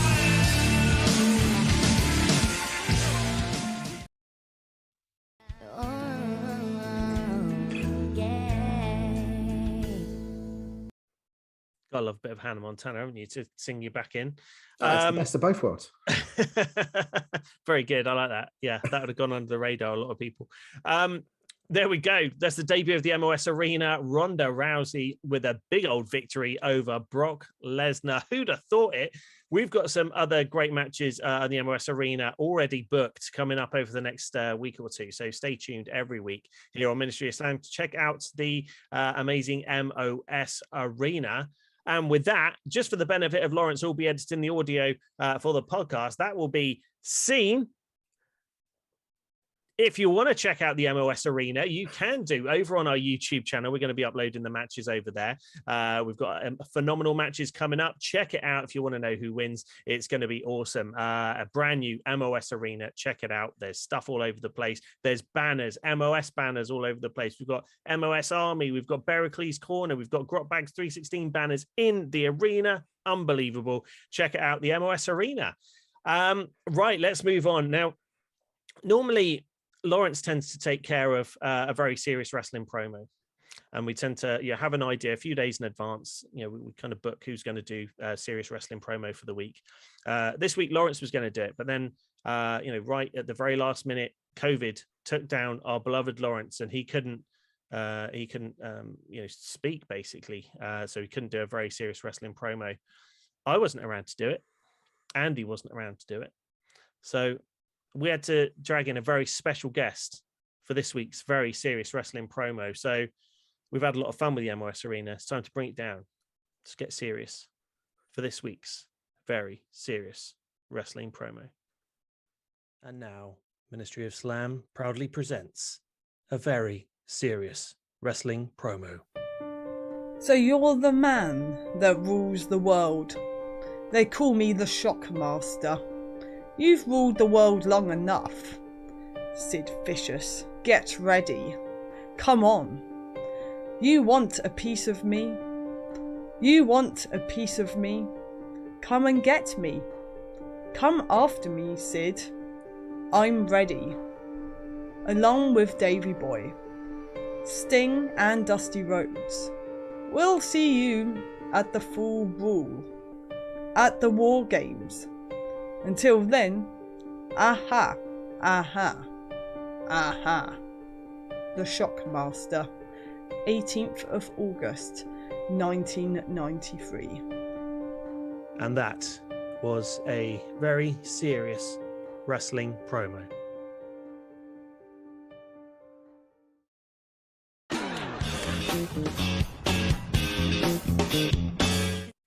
And thank you to the lovely Meryl for stepping in and doing a very serious wrestling promo. It doesn't get more serious than Meryl, ladies and gentlemen, especially when you're talking about the Shockmaster.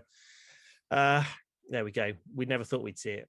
It was a shockingly serious promo, wasn't it? Shocking. Yeah. Makes you want to crash through a wall. It does. Right. Now we're going to move on to my favorite segment of the show, which is This Week in Wrestling History. Now, I'm very conscious at this point that we are, we've been going for a year now. So obviously we're looking at some of these same things that we have done on years before. So trying to make it a little bit different. And I think a couple of these we have done before, but we want to talk about them again. We're a year down the line, 52 weeks. That's a year, in case anyone didn't know. Don't know why I said that. Anyway, so let's get it started. The first one we've got is the 3rd of February, 1989, 33 years ago. Unbelievable. Just wait for that to pop up on the screen. And are we there yet? There we go. 33 years ago on the main event, the Mega Powers exploded, leading to their big match at WrestleMania 5. Hulk Hogan and Randy Savage, of course, formed shortly after WrestleMania 4, after Randy Savage won the championship, and the whole year-long saga of Savage thinking that Hulk Hogan was trying to steal Elizabeth, that he was getting all the glory. Eventually, they split here. Miss Elizabeth got knocked out at ringside when Savage got thrown out of the ring. Hogan leaves the match, takes Elizabeth backstage to get her some medical help, and Savage gets beaten up in the ring, and they finally split backstage. Savage whacks Hogan with the belt, he falls on the ground, and it builds up to the big championship match at WrestleMania 5. One of the two key, well-built, long-term storylines in professional wrestling. Obviously, you talk about this one and you talk about Sting, built up over such a long period of time. This one was absolute genius, start to finish, Andy. Oh, God, yeah. You can't talk about 80s and early 90s without talking about the Mega Powers exploding.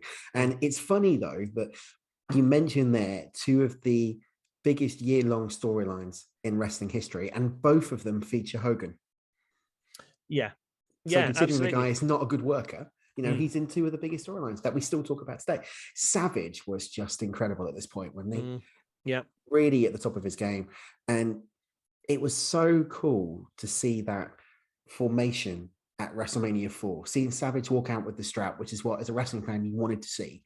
And then you gradually saw it kind of go downhill over the year. And those little nuances, like little shades of jealousy in the eyes of the Macho Man. And Hogan being, actually, is Hogan the good guy in this, or is he the bad guy? Yeah, I think I remember Bruce Pritchard talking about this angle, and I think the reason it did so well is you could put yourself in Randy Savage's boots. You know, he wasn't as big a star as Hogan. He was, obviously you can see on the picture there, he was shorter. He wasn't as big and muscular as Hogan. It was easy for him in his mind to think of himself as lesser than Hogan. Hogan comes along, starts, you know, interacting with Elizabeth a lot more, and he starts getting jealous, and it does explode. You know, people have been in that sort of situation before.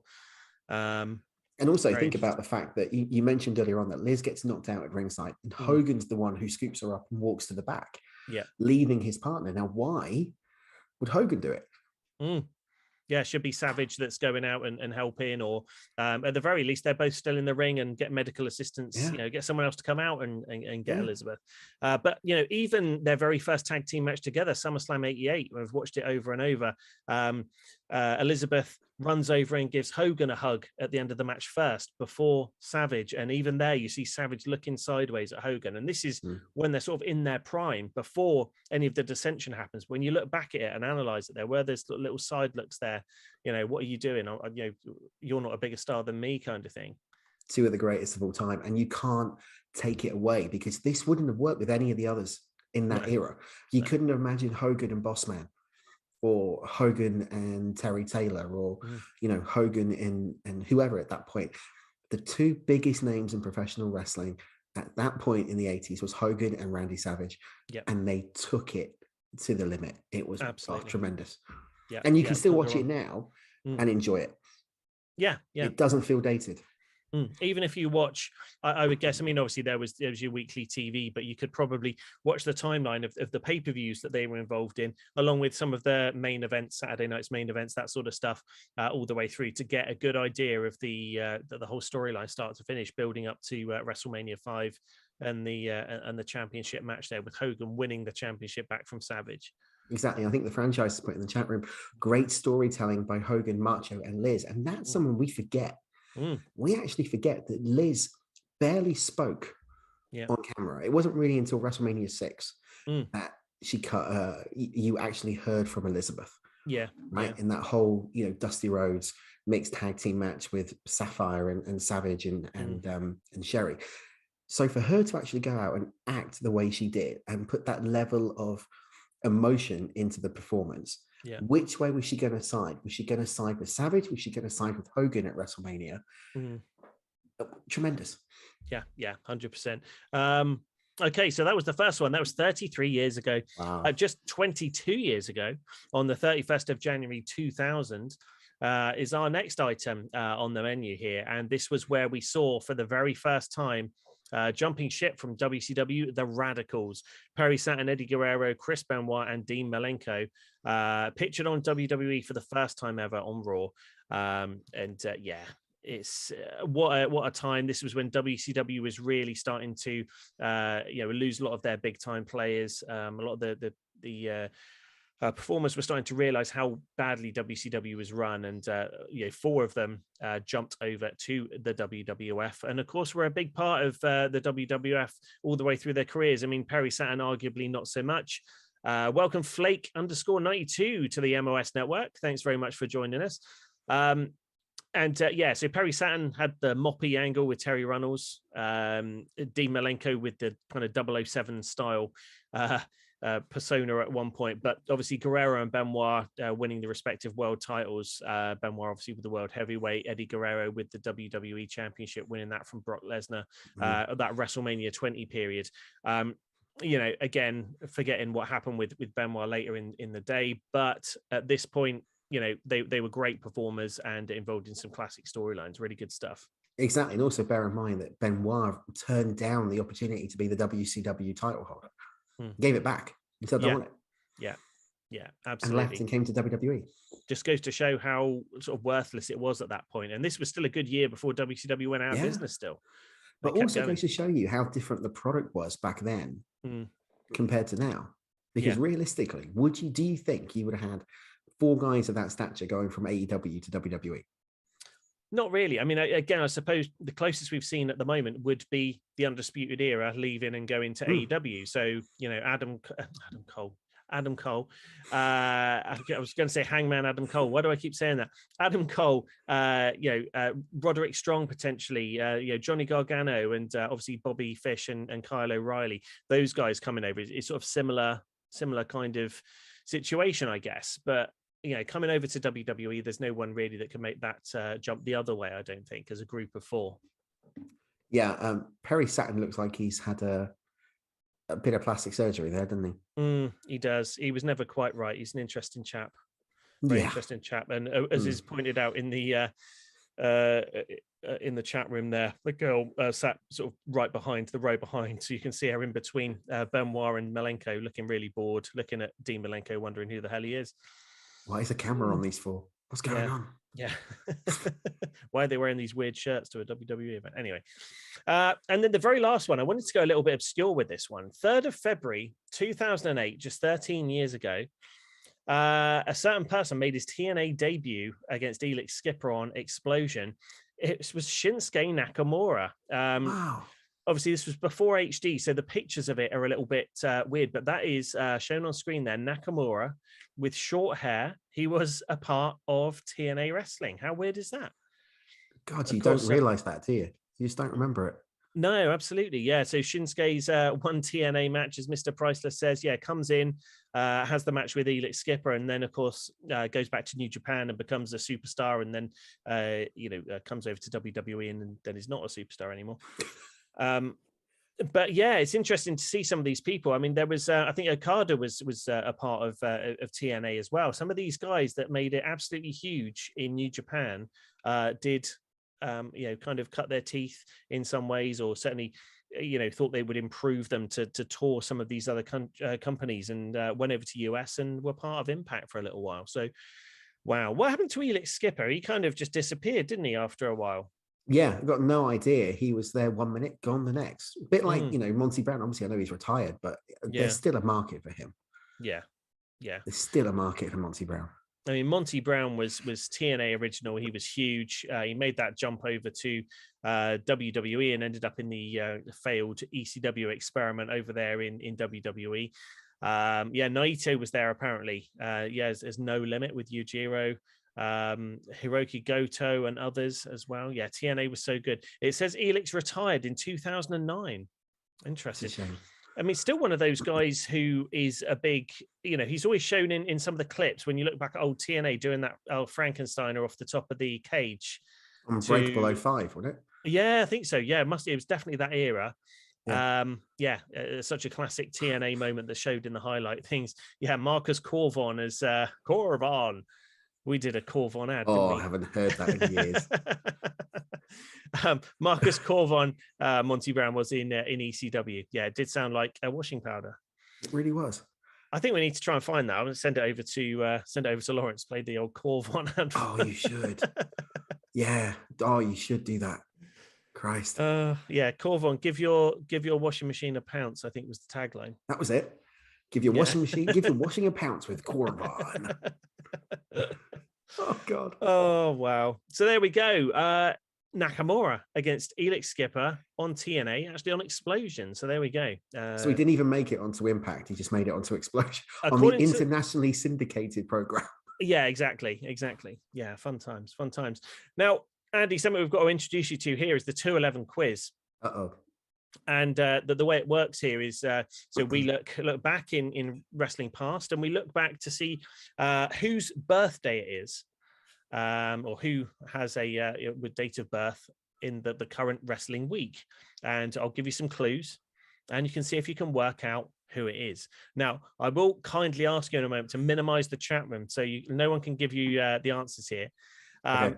And the reason it's called the 211 quiz, listeners, is because we have an amazing bit of tense sounding music which Lawrence will be playing for us in just a minute, and it lasts 2 minutes and 11 seconds. So it's the 211 quiz.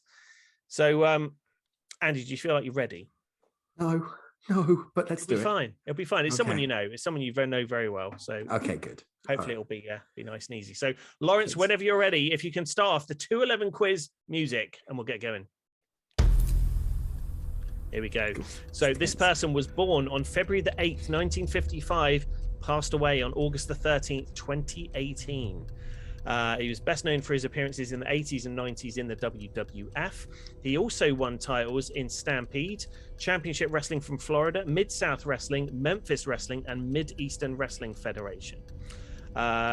He gained athletic acclaim for his success in the strength-oriented track and field events, including shot put.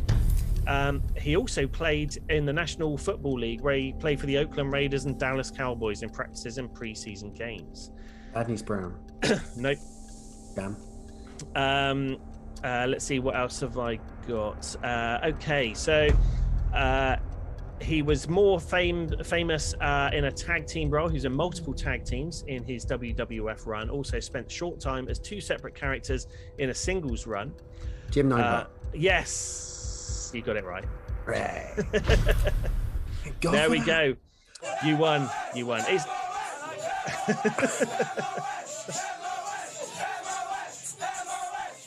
So, of course, Jim Neidhart, the father of Natalia and one half of the Hart Foundation with Bret the Hitman Hart. Of course, he was in the Hart Foundation, also in the New Foundation with Owen Hart. So two separate tag teams. He had his own singles career at one point and then was brought back. Do you remember who in 1996? Was that him? That was him. Yeah. I never knew that. So on the July 6th, 1996 episode of Superstars, Neidhart returned to the WWF as the masked heel Who, a gimmick designed for commentators Vince McMahon and Jerry Lawler to make a Who's on First style jokes during his matches. Who last appeared on TV in the Bikini Blast-Off party on the SummerSlam pre-show. And his last match was a win over Alex Porto in Miami on September the 12th. Christ. Weird. Very odd. And wow, then, of course, Jim came back. Neidhart. I know, amazing. He returned to the WWF in 97, of course, being part of the wider Hart Foundation that included British Bulldog and Brian Pillman, Owen and Bret, of course. Yeah, great times. Jim the Anvil Neidhart there on the 211 quiz. And wasn't his last appearance on Total Divas? Yes, it was. Yes, he appeared on that a lot. Obviously, as Natalia's parents. The Anvil was on there quite a lot. So, yeah, good to see. Okay, let's move on then to some phone calls. Lawrence is going to put the link in the chat room there for some phone calls. If you want to call in and talk about anything to do with wrestling over the last 7 days, you can do. I know Franchise has been to Progress just today and some interesting stuff. I think we have had, spoiler alert, an appearance from the WWE UK champion at the Progress show tonight. Ooh. So we will probably talk about that. If you don't want any details about that, I would probably say, give that a rest. Right, we've got Necro Eric. He's going to be joining us very, very shortly. He's in the waiting room. I'm just going to add him to the chat. Lawrence, I think this is going to need a 3-man layout on the screen. So I'm just adding Necro to the stream now. Necro just connecting to audio. I need a fucking... There we go. There's Necro ceiling. There's Necro. Here we go. Sorry, guys. This thing is not... I got to balance this. Hello, everybody. Hello. How you doing? All right. I got to freaking mute this. Shit. Here we go. All right. I think we're good to go now. How's everybody doing? Yeah, we're doing good. How are you? Good. Hello. Thanks for having me on again. No problem at all. Now, we understand there was, to be perfectly honest, we didn't realize there was another GCW show last night. Yeah, there was 2 this weekend. Oh, okay, 2. I didn't realize that. Okay, can you talk us through them? Because we're trying to keep up with our GCW, especially with the announcement that GCW coming to the UK at some point. Absolutely, this year. That's going to be cool. But what did we miss this week on GCW? All right, yeah, there was actually quite a few shows this past week. We'll start with the GCW. So yeah, on Friday and Saturday, there was 2 shows. So there was the Houston show on Friday, but there was many changes due to the weather. A lot of people couldn't make their flights. So technically, Matt Tremont was out. He was supposed to be in a main event against Sadiqa. So Matt Tremont was out, AJ Gray was out, and Matthew Justice was out as well. So there was a lot of changes to the main event and to that card. Yeah. But the cage, they had a cage match main event on Friday, which was a little bit random. It was kind of just Sadiqa, and then people would come in, add themselves to the match. Yeah. They had them. It was all right. Blake Christian defeated Gringo Loco, Mascarada Dorada, which WWE fans will know as Grand Metalik. Oh yeah. From the Lucha House Party, he made his debut in GCW. And ASF, which was probably the best match of the night. It was a lot of fun. I believe that was the scramble, or maybe it wasn't. I believe that might have just been a match, but it was pretty good. It was a lot of fun. The luchadors in GCW have been going crazy. They've been doing really good stuff. So that was probably the match of the night for me, was the Gringo Loco, Masco Dorada, ASF, and Blake Christian. Yeah. There was Ninja Mac defeated Nick Wayne in a singles match, which was very good. I would love to see them run that back again. That was a lot of fun. Two younger guys. Nick Wayne's really young, and Ninja Mac is the guy that does all the flips all the time. Oh, yeah. The mask. So he's good. And Grim Reaper was doing Grim Reaper things, which is the guy with the joint. He does his flips with the joint. He's got the lip joint. He does his flips. He's awesome. So it wasn't the best show due to a lot of changes. Like, what we were expecting to happen didn't exactly happen. Yeah. But they made the best of it in Houston for sure on Friday. Okay. And then second show on Saturday. Yeah, on Saturday they were in Dallas, and so that also a lot of people couldn't show up due to their flights and whatnot. Yeah. But I guess AJ Gray managed to make it in. He defeated Ali Catch in an extreme title match, but it wasn't a death match, which is kind of odd. Like, you defend in the GCW Extreme title, but there was no death matching stuff. Yeah. And it was a pretty short match. Could have been better. Mike Bailey defeated Jimmy Lloyd in a fantastic match. Yeah. Pretty short, but very, very good match. I would recommend anybody to go back and watch Mike Bailey versus Jimmy Lloyd from Saturday. And then in the match of the night for me, unbelievable match. Everybody needs to see this, is Psycho Clown defeated Gringo Loco in a crazy match. It was like 25 minutes. It was insane. He did a dive off of a goalpost through some tables in the arena. It was crazy. It was very, very well done. And they bled buckets. It was very, very good. Very good lucha style match. Yeah. And amazing.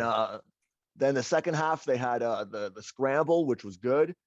Blake Christian defeated Laredo Kid in a shorter match. It could have been better, I think, but it was good for what it was. Yeah. And there was a pretty underwhelming main event. I mean, I don't think anything could have followed that Psycho Clown Gringo Loco battle. But Dr. Wagner Jr. Defeated Joey Janela. Okay. Yeah. And Janela bled a lot. So I mean, it was an okay main event, but it's just kind of hard to follow that Gringo Loco Psycho Clown insanity from earlier. Okay. So overall, very, very good show. I think Saturday was better than Friday. Just because it was maybe just a bit more organized, I think. Yeah. Like at least a few of the matches that were planned at least went off. Didn't have on to put it Saturday. together on the fly. Exactly. Yeah. So both of those shows were good. From what you've seen then, obviously this is the first two shows since they've had the Hammerstein show.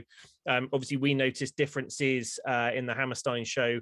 Obviously the production was right up there, and they did minimize the hardcore element of it.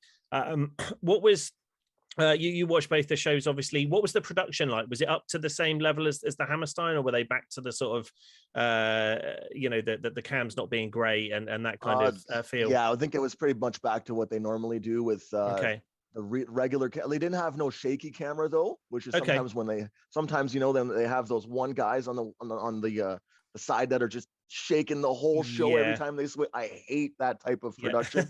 Some indie companies just do that. I don't know why, but no, it was pretty good. They had good replays. They had whoever was running it did a pretty good job.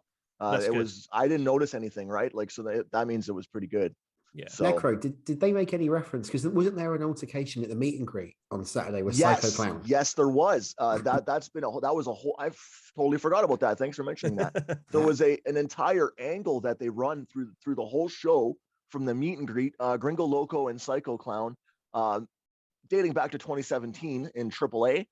Psycho Clown actually won the mask of Dr. Wagner Jr. that he had been wearing for over 30 years at that point. Yeah. So once you win someone's mask in lucha, it's forever. Kayfabe, it's forever. You're always going to have that hatred for the guy that won your mask. Yeah. So they had a little altercation in the meet and greet. It was posted by Brett Lauderdale on Twitter, the owner of GCW. He mentioned about it. And then they actually at the end of the show, not Gringo Loco, Psycho Clown came out and challenged Dr. Wagner Jr. to a mask versus hair, or Dr. Wagner Jr. Challenged Psycho Clown to a mask versus hair match in GCW. So that'll be crazy if they actually do Psycho Clown's mask for Dr. Wagner Jr.'s hair. That could be a very marquee, very, very, very money match for GCW. It's one of the if it goes off, I would dare to say it's the most important international implicated match in GCW history. It would be very, very high profile. I think it could be interesting if you could almost do a return match for the mask, so Dr. Wagner could win his own mask back if he won, and then he gets to put it back on. Use his mask again. Yeah, I mean they do it in a story. They could make that work, I guess. They could, but then there's a whole commission that I know in Mexico is really super serious. They make sure you don't wear your mask again in Mexico. Like they're all like super, super strict about that. So I'm not sure, but that would make sense storyline wise for sure. Priceless has just put in the chat room. Priceless just put in the chat room that heavy mask could take place maybe at Mania weekend at WrestleCon. That would be. Yes, they have a collective. There's going to be 3 days of shows from GCW on Mania weekend coming up in April. I believe it's April 1st, 2nd, and the day before, I believe. I'm not 100% on the dates, but it's going to be really good. There's going to be a lot of content. So it should be there's going to be a Lucha Gringo Loco's Lucha show and a couple of other things that'll be must see. So it'll be interesting. We'll check it out. Big things ahead for GCW for sure. And then on Friday as well, there's a lot of wrestling this week. So I'm not going to go through everything because there was a little bit too much to talk about here, but there was a really good no-ring deathmatch show on Monday this past week from New Fear City. Always my favorite. I think I mentioned it last week. And then on Friday, there was also a Day 91 event by Beyond Wrestling, which is their big event that they do I believe it's quarterly. Yeah. But there was a lot of internet issues at the venue due to the weather. So it was actually unwatchable. Every match, there would be some sort of connection issue. So basically I said, screw it. I'm just going to watch GCW. And then basically they got uploaded the VOD so fast within a few hours after the show ended, they got the VOD up so everybody could watch the show properly. Oh, brilliant. So Cardona had a match versus Ricky Shane Page. That was it wasn't booked too well.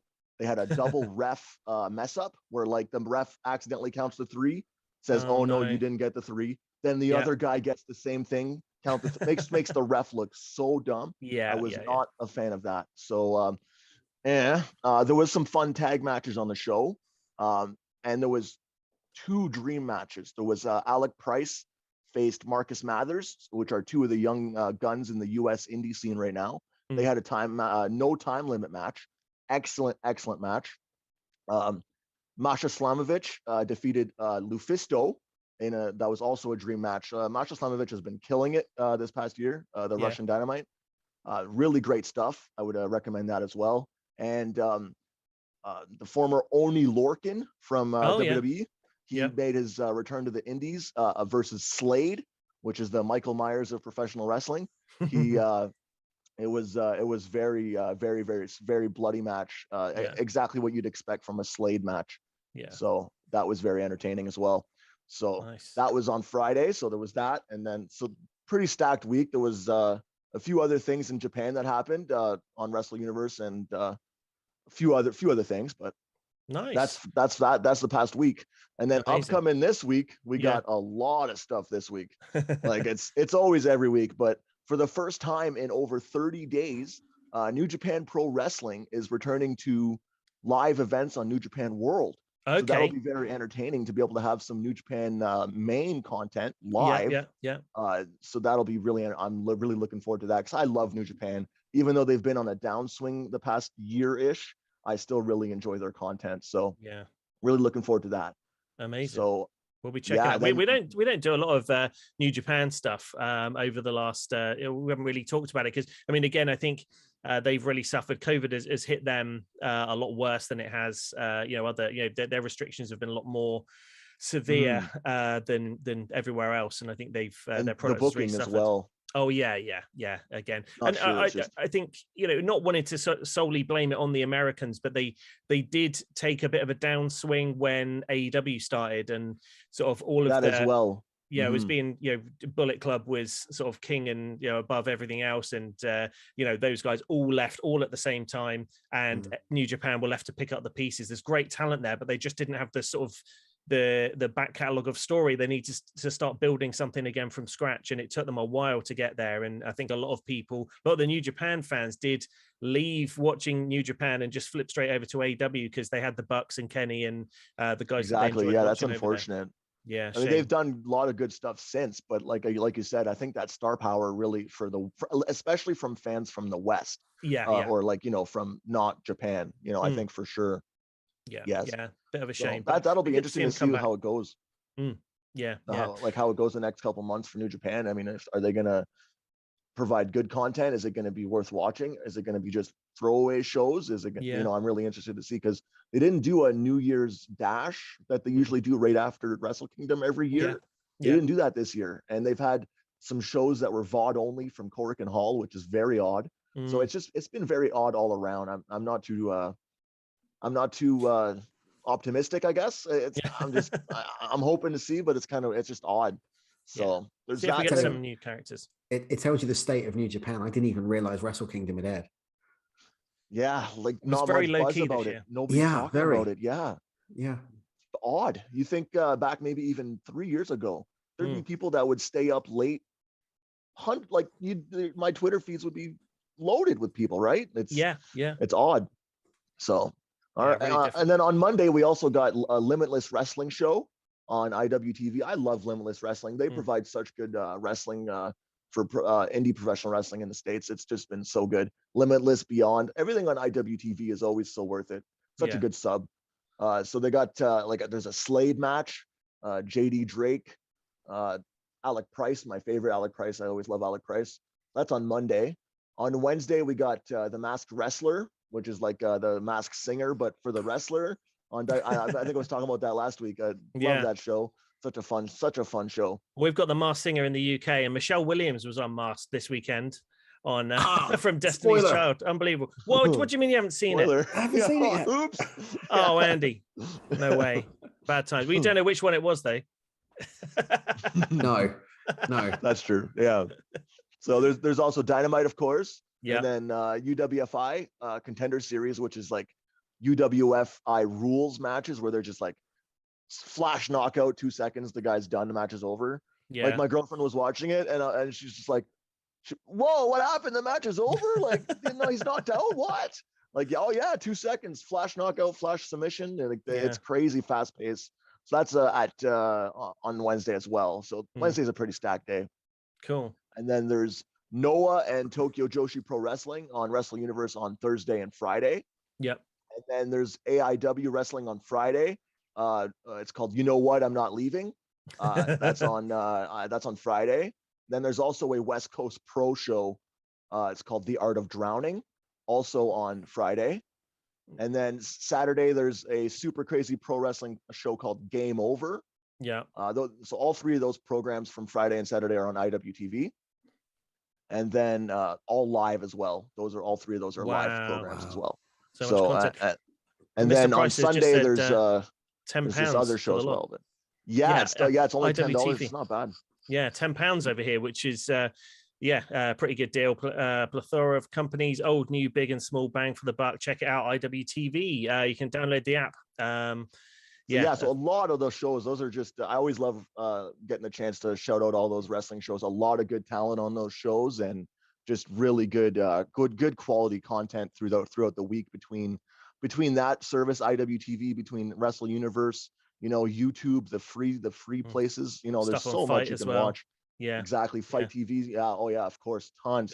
And that's not even including stuff that I'm not watching, like Stardom, other stuff on Fight TV, right? There's probably a ton of other programs that I'm not even tuning into. So I appreciate that. Thank you, Necro. So there's your wrestling. Thanks for having me on again, you guys. I appreciate it. Take care, my friend. Have a good week. Thank you so much. Is there anything you guys want to talk about in regards to AEW or WWE? We've pretty much covered it at this point, I think. Interesting stuff to sort of come out over the week. I'm interested to see where some of these storylines go with AEW. There's stuff you aren't watching. Yeah. If you can believe it, there's actually quite a bit of promotions I don't watch. Like I don't watch Stardom. I don't watch Dragon Gate. I don't watch. There's quite a few promotions I don't watch. Which there's subs for them, but I just don't. Yeah. It'd be an extra $10 here, I'm already at like 4 or 5 subscription services. So plus the Netflix plenty. And the Disney and the rest of them, right? So yeah, only so many hours in the day. Yeah, thank you so much for having me on, guys. Okay, my friend, no worries. Have a good week, man. So take care. Bye-bye. Necro right there, the king of independent wrestling. He likes to bring us all the previews and everything and tell us what's going on in the world of indie wrestling. Absolutely. Good stuff. Goldblum is God is shouting out for Necro in the chat room. That's awesome. So we have got someone else in the chat room, or in the waiting room now, I should say. We're just going to bring him on. And Lawrence isn't here to do the guessing game this week, so I'm just going to go straight in. Here's Bericles. Bericles is with us. How you doing, my friend? Hi there. How you guys? Yeah, we're good. How was your week? Hi, Andy. Hi, Bericles. How you doing, my friend? I'm good. Just I just thought I'd phone up. Talk to you guys as usual. Yeah, sounds good. What do you want to talk about then? I mean, what have you got any sort of opinions on what we've talked about already? I mean, I love talking about the AEW stuff and where we're going with that. Opinions? I've never got. I'm always very quiet, mild, very reserved. But before I forget, I just want to say 2 things. 1, obviously, get well soon, Lawrence. Yeah. And 2, the debate that you guys had on Retro Chat was really interesting. Obviously, I was in the chat room for that a fair bit. Yeah, but it's a really good format. I hope you do more of those.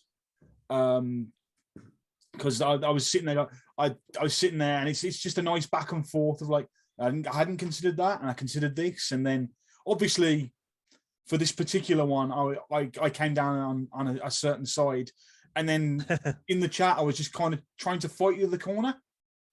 Okay, it was to me there is. You announced earlier who'd won the debate, didn't you?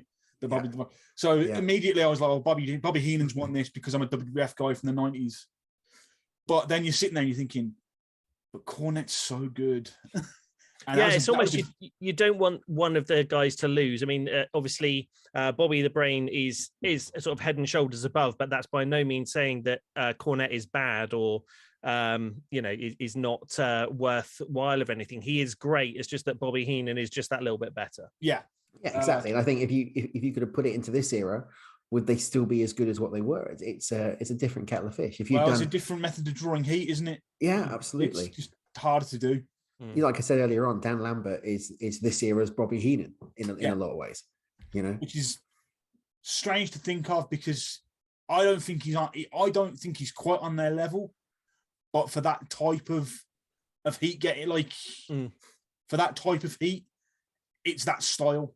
I don't think he's as good, but I think it's that style which nobody else rattles does. off the one-liners and the sort of attacks and the quick-wittedness is right there, and that's really good to see. And again, there isn't a lot of competition at the moment other than Paul Heyman, but certainly for AEW, I would have said head and shoulders. Cyrus.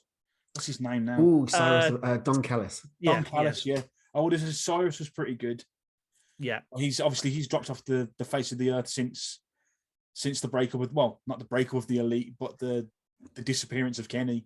Yeah. While he recovers. Hopefully he comes back in some kind of, because I thought he was pretty good. They were saying March for Kenny coming back, didn't they? I think at one point. Yeah, that's too soon. It is way too soon. But who knows? I mean, maybe he just comes on back on as an on-screen character and builds some stuff over the space of a month or something that will give him more time to rehab. Yeah. Just going back to Dan Lambert, I think the reason he's so good is because it's been so long since we've seen anyone do it quite like him. Yeah, exactly. It's very much Heyman used to do it like that. Yeah. In WCW against Cornette. And even Heyman's evolved. I mean, Heyman is not the Paulie Dangerously that we had back in the late 80s, early 90s, WCW, NWA. I mean, he is just from that ECW run of owning the company and being an on-air character and presentation there to the commentary and the WWF. He has evolved, whereas Dan Lambert is taking the best aspects of Bobby Heenan, Jimmy Hart, Paul Heyman, Cornette to a degree, and combining them in. And he's just so good on the stick in cutting the promo. I would argue that Heyman evolved to a point, and I'd say for the last couple of years has sort of settled into his, I am Paul Heyman, this is what I say, especially with Brock. Yeah. I mean, you know, with the tribal chief gimmick, he's been very good. Yes, my tribal chief, whatever you say, my tribal chief, very good. But as soon as he went back with Brock, I was like, oh no, that just means we're going to get the intro every week. So I'm kind of glad the double cross happened. Well, I'm kind of glad, but also like, well, that was a bit, not ridiculous, but came out of nowhere a bit too much, like a bit too much of a swerve where you're like, wait, this doesn't make any sense. It's like, yeah. No, I'm with you. Yeah, carry on. So, now that I've talked about all that stuff, I'll actually get to what I wanted to talk about before I phoned up. Sorry to just ramble on before I get there. Let's go around the houses. This week, obviously, with Tony Khan announcing another signing. Yeah, I'm at the point where I'm now. I really want to do this at some point on this show. If we have any time at some point, I want to bring up the AEW roster on the roster page and just go through it and be like, don't need that person, need this person. It's that kind of thing, because there are over 100 people on that roster right now. I mean, obviously, like, we've been going some time tonight, so I'm not trying to spring this on you now, but it'd be a great thing to sort of sit there and go like, why is this person signed?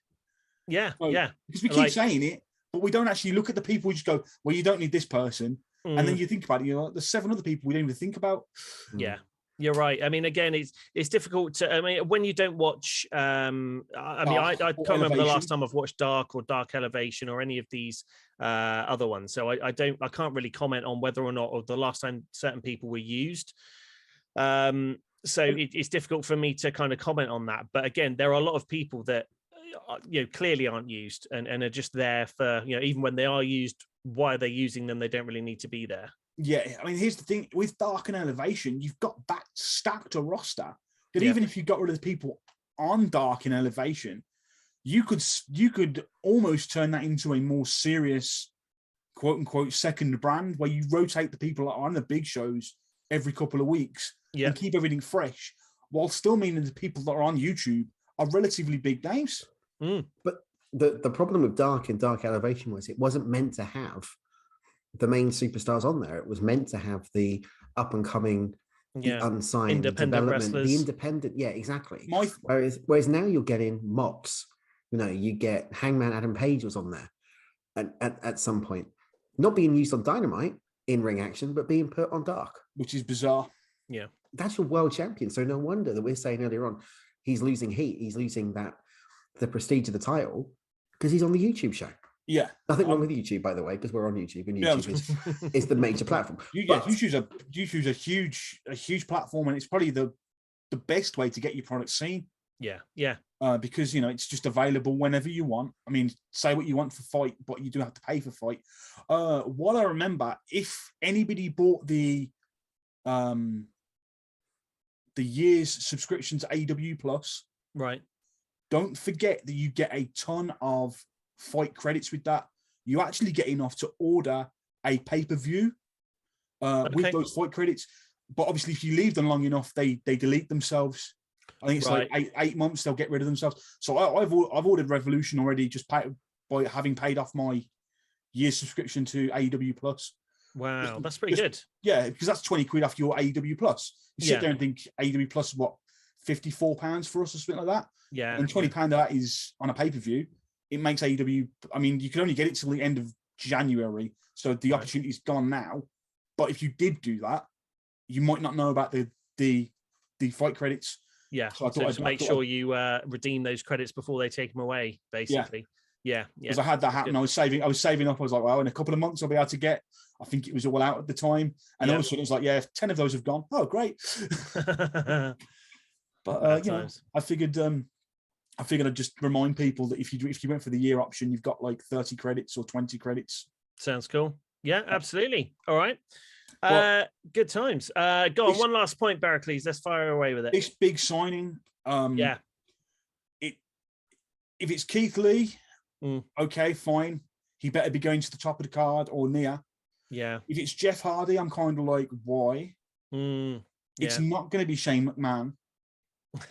It's just not. No, it's not. Some people are like, it's going to be Triple H. He's really annoyed. It's like, come on. But like, it doesn't. There is.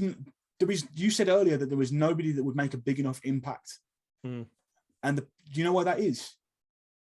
Because WWE haven't made large enough stars that stealing them would make the impact of, oh my God, so-and-so's there. They're just other people. They're just other guys. Yeah. So there is no Kevin Nash and Scott Hall where they turn up and it's like game change. The game changing guys were Danielson and Punk. Yeah.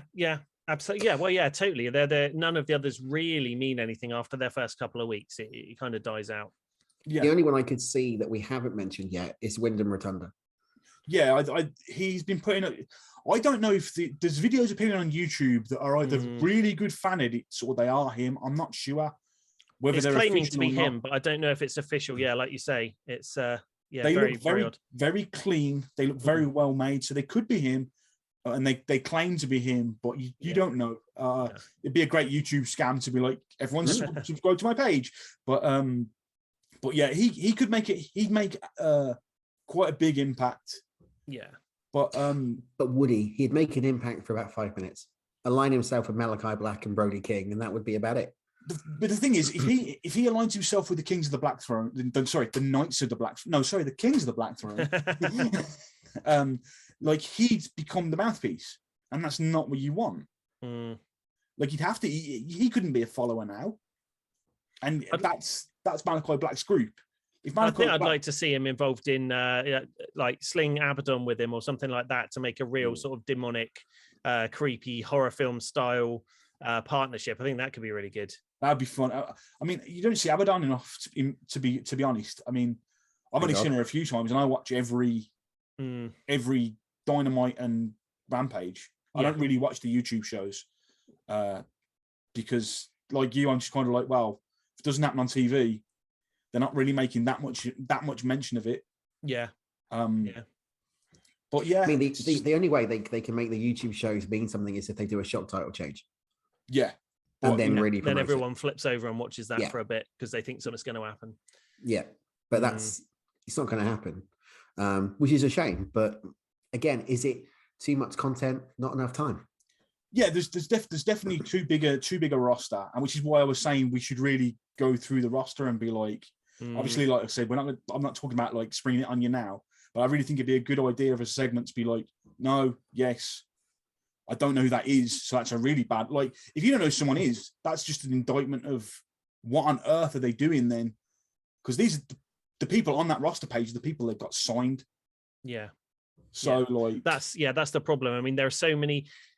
They're not going to appear on the roster page. You look at the roster page, and there's quite a few people there, but there are so many more people available to them to use who are just willing to not sign a contract, but just turn up and have matches, sort of every couple of weeks or whatever, that aren't necessarily part of the roster, but are usable by AEW. Yeah, it's there was back when they signed Danielson. Well, back when they signed Punk, there was a quote that somebody on some message board I read was like, This life is just Tony Khan's TEW save, and we're just living in it. But now it really feels like that, because after a while in TEW, you're like, I could hire Vader. Yeah, let's hire Vader. Yeah, no, you're right. Yeah, sounds good. Well, we'll see what happens. I think that they'll be moving on this week. Hopefully, they're advancing some of the storylines on Dynamite, and we'll see who this mystery debut is, and then we'll bring it to you next weekend. I mean, sorry, one more. There was. Sorry, I'll get off just after this. You said earlier that you had that when you saw Bryan Danielson and Moxley, you were like, well, I've seen these guys in WWE. Yeah, I strongly disagree. Yeah, you've seen those people in WWE. You haven't seen the American Dragon versus John Moxley. I mean, Danielson alone, he beats people up to a degree that is just beyond anything he did as Daniel Bryan. And Moxley's just insane. Like, it's just like I genuinely go back to when he was like, I wanted to do crazy stuff with Brock, and I thought, why didn't Brock let him do crazy stuff? And I'm like, it's because his crazy stuff was probably like, yeah, get a weed whacker and just tear my back up at WrestleMania. That'd be great. No wonder they were like, yo, just put a limiter on you. But with that off, it could be totally different.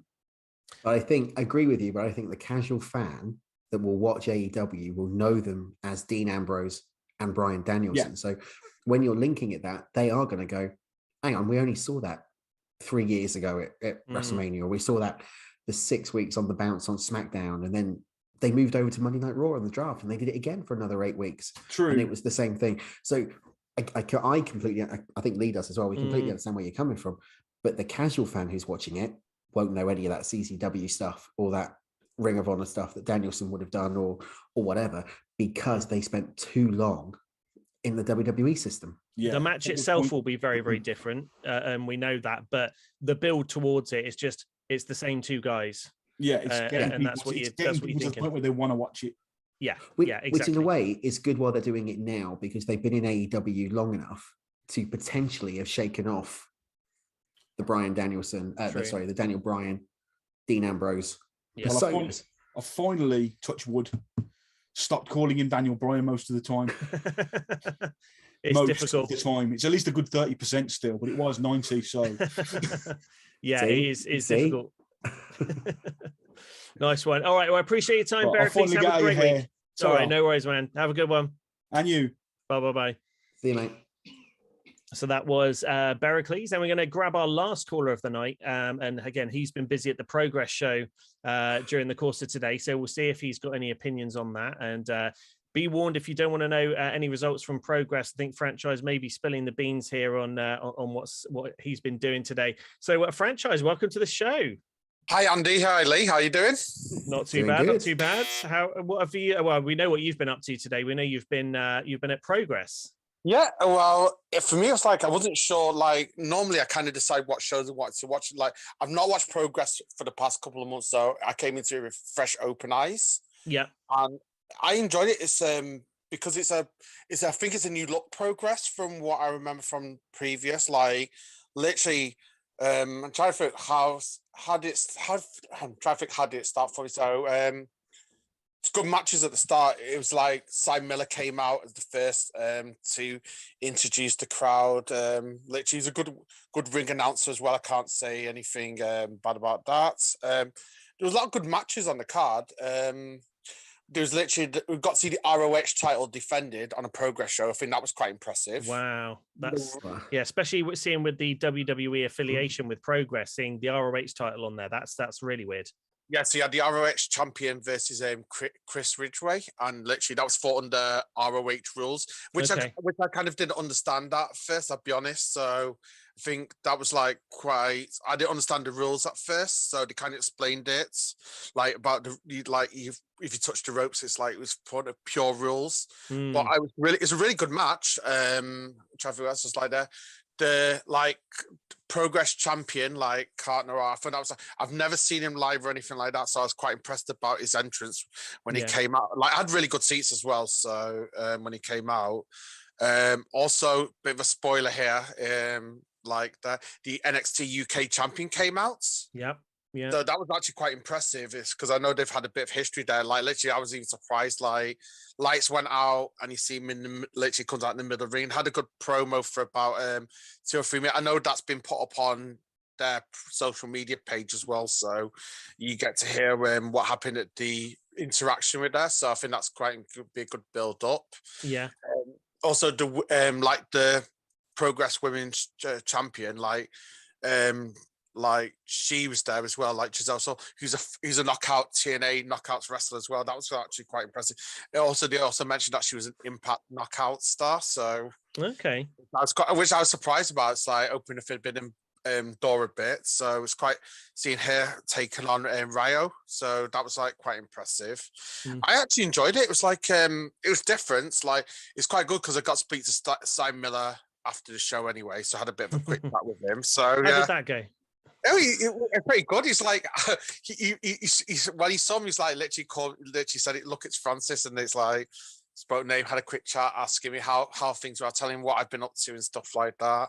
Yeah. Asking him how he was. I had a bit of a quick chat to him as well. So yeah, I did mention that he should come on the show when he's got some time as well. So yeah, so I mentioned that to him as well. So that'd be nice to hear from there. He asked me how I was because he said looking well as well. So and I got picked with him as well. So I had a bit of a quick chat with him because he's quite busy because a lot of people want to speak to him as well because he was quite the hype man. So a lot of people like congratulating him, like how good the show was as well. So yeah, amazing. And I also got to speak to the owners of Progress as well, the new owners, Lee and Martin.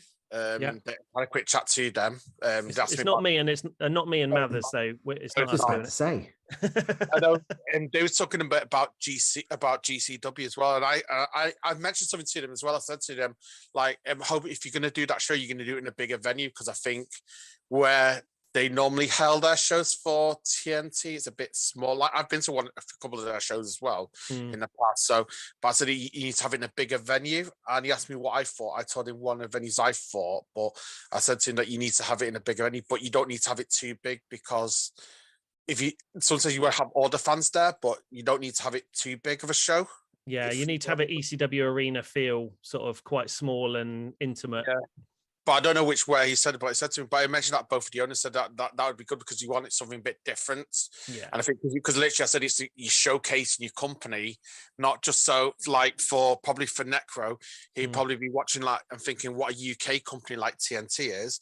Yeah. And also for someone in the UK, he's thinking what he's never watched GCW. It's like how different it would be like that. But the same thing with Progress as well, because they both own both. They've got like he owns Progress, has got controlling stake in TNT as well. So, but I think I enjoyed it. So for someone who's not watched wrestling for a while, and to be honest, I was hesitant because it's my first wrestling show of the year, the independent show that I've ever been to, and I actually enjoyed it. It was like, and I was looking forward to it. I recommend that if people get a chance to watch it, if they get it on special network, they should watch Progress at least. Yeah, it will be on the network. Their first show, their first comeback show is on there now already. You can check that out. That's quite a good watch. If you it's quite good because it's a good venue. Whereas like the Ritz is like I've watched a lot of hardcore. I've watched a hardcore show there. I remember watching Tommy End when he wrestled there, and I watched one of Chris Travis's last matches in that same venue as well. So it's a good place in Manchester to have. It's like just off the beaten track as well. But Royal Rumble, I actually enjoyed the Royal Rumble. I thought literally, I think Ronda's picked the right choice for the moment. But what I'm saying, like now. It's like now she's picked up because I think you're going to have 1 year build because I think she gets a title from Charlotte at WrestleMania. Yeah. And then maybe you have a SummerSlam, maybe have her taking on Becky, or you have it, or you can build that for a year. Because I think like she's come back to more badass as before. But it'd be interesting to see now what for me, I thought the biggest surprise after SmackDown was when Ronda attacked, when Ronda came in the ring and she's like speaking to like Charlotte as well, you could see that Charlotte had a bit of that fear in her eyes. But it'd be quite interesting to see now who's Becky going to take on at Mania, because I think there's a few open chances out there as well. But I think with the Chamber as well, you've got like Goldberg and Roman, like that might be a good match, but. I hopefully that if Goldberg loses the match, I would like him to take on someone like Matt Riddle. Oh yeah, I think that would be. I had before Progress, so. So people listening didn't hear that. We've got Lawrence producing the show. So Franchise can hear. So I think we need this. So just to finish off Franchise's segment, we need to know what sandwiches that he's eaten this week. If you didn't eat one at Progress, at least a sandwich from the weekend, Franchise. What did you eat? Well, I had like a Chinese pork sandwich because I went to the Chinese. There was a Chinese festival in Manchester City Centre that I went to before I went to Progress. So I went down there. So yeah, I really enjoyed it having there. So I had a Chinese pork sandwich. A Chinese pork sandwich? That sounds like Lesnar finishing off Ronda Rousey with the Chinese pork sandwich. It sounds like a move. No, it's like a pork bun as well. But the important question: white or brown bread? White bread. Was it a thick doorstop loaf, or was it just like the really thin like a sub medium? roll. No, it's like okay, a sub roll. Crunchy sub roll or a soft crunchy sub roll? Soft. I don't do crunchy. Okay, yeah, good choice. It's quite good because in Manchester's like it's pretty good. In Chinatown, there's a pretty good, nice, good shops around there. But so was it like the Chinese chicken? It kind of comes in a red sauce. Was it the red Chinese pork sauce, or was it? I don't know. What was the flavor like, franchise? Tell us what the flavor was like of this Chinese pork. It was porky. Sub roll. It's porky. Okay. I'm simple and straight to the point. I had that before I went to a show. So, because I had met a friend up there town, so I went to because he went with his family to the whole Chinese festival. So I just thought I hung out with him before going to a show as well. So why not? It's the year of the tiger. It is not Tony the Tiger, but they are great. I think the only thing is I think at the moment it's going to be interesting, but it'd be interesting because with the Impact Women's Champion, because she's going to wrestle at Impact as well. It'd be interesting how long is she going to still stay as Progress Women's Champion for. So because that's what I mean. It's one of those things. It's like you have to watch the show to understand it, but I think it'd be interesting to see. I was more surprised that the ROH match was actually being shown on Progress because, like you said, with it being on the network as well, it's opening that forbidden door a little bit. But what I've seen from the new owners of Progress, it's a lot different to the old Progress. I think it's they want taking it in a similar direction but a bit different, but it looked more professional from what I've seen. It's and if you get a chance to watch the Manchester show, I would watch it because the tag team match is probably one of the biggest high spots I've seen in any wrestling match that I've not seen in ages. Okay. So nice one. Check it out. Good stuff. Amazing. Yeah. Thank you very much for your time, franchise. Have a great week, and I'm sure we'll hear from you again next weekend. Yeah. See you guys. Bye. See you later. Bye-bye. That was the franchise. You know what, Lee? Go on. Nearly 20 years of doing podcasting with you and various different podcasts, and interviewed some of the biggest names in the industry like Bruno Sammartino. But finding out what franchise's sandwich was the biggest interview highlight of my journalistic career. There you go. That's it. You need I'll retire now. Ask those difficult questions. Right, we are coming up to the end of the show. Thank you, everyone, for tuning in and listening to us, watching us this evening on the MOS Network. You can check the podcast out, available wherever you get your podcasts. And, of course, we've got some more big shows coming up during the week.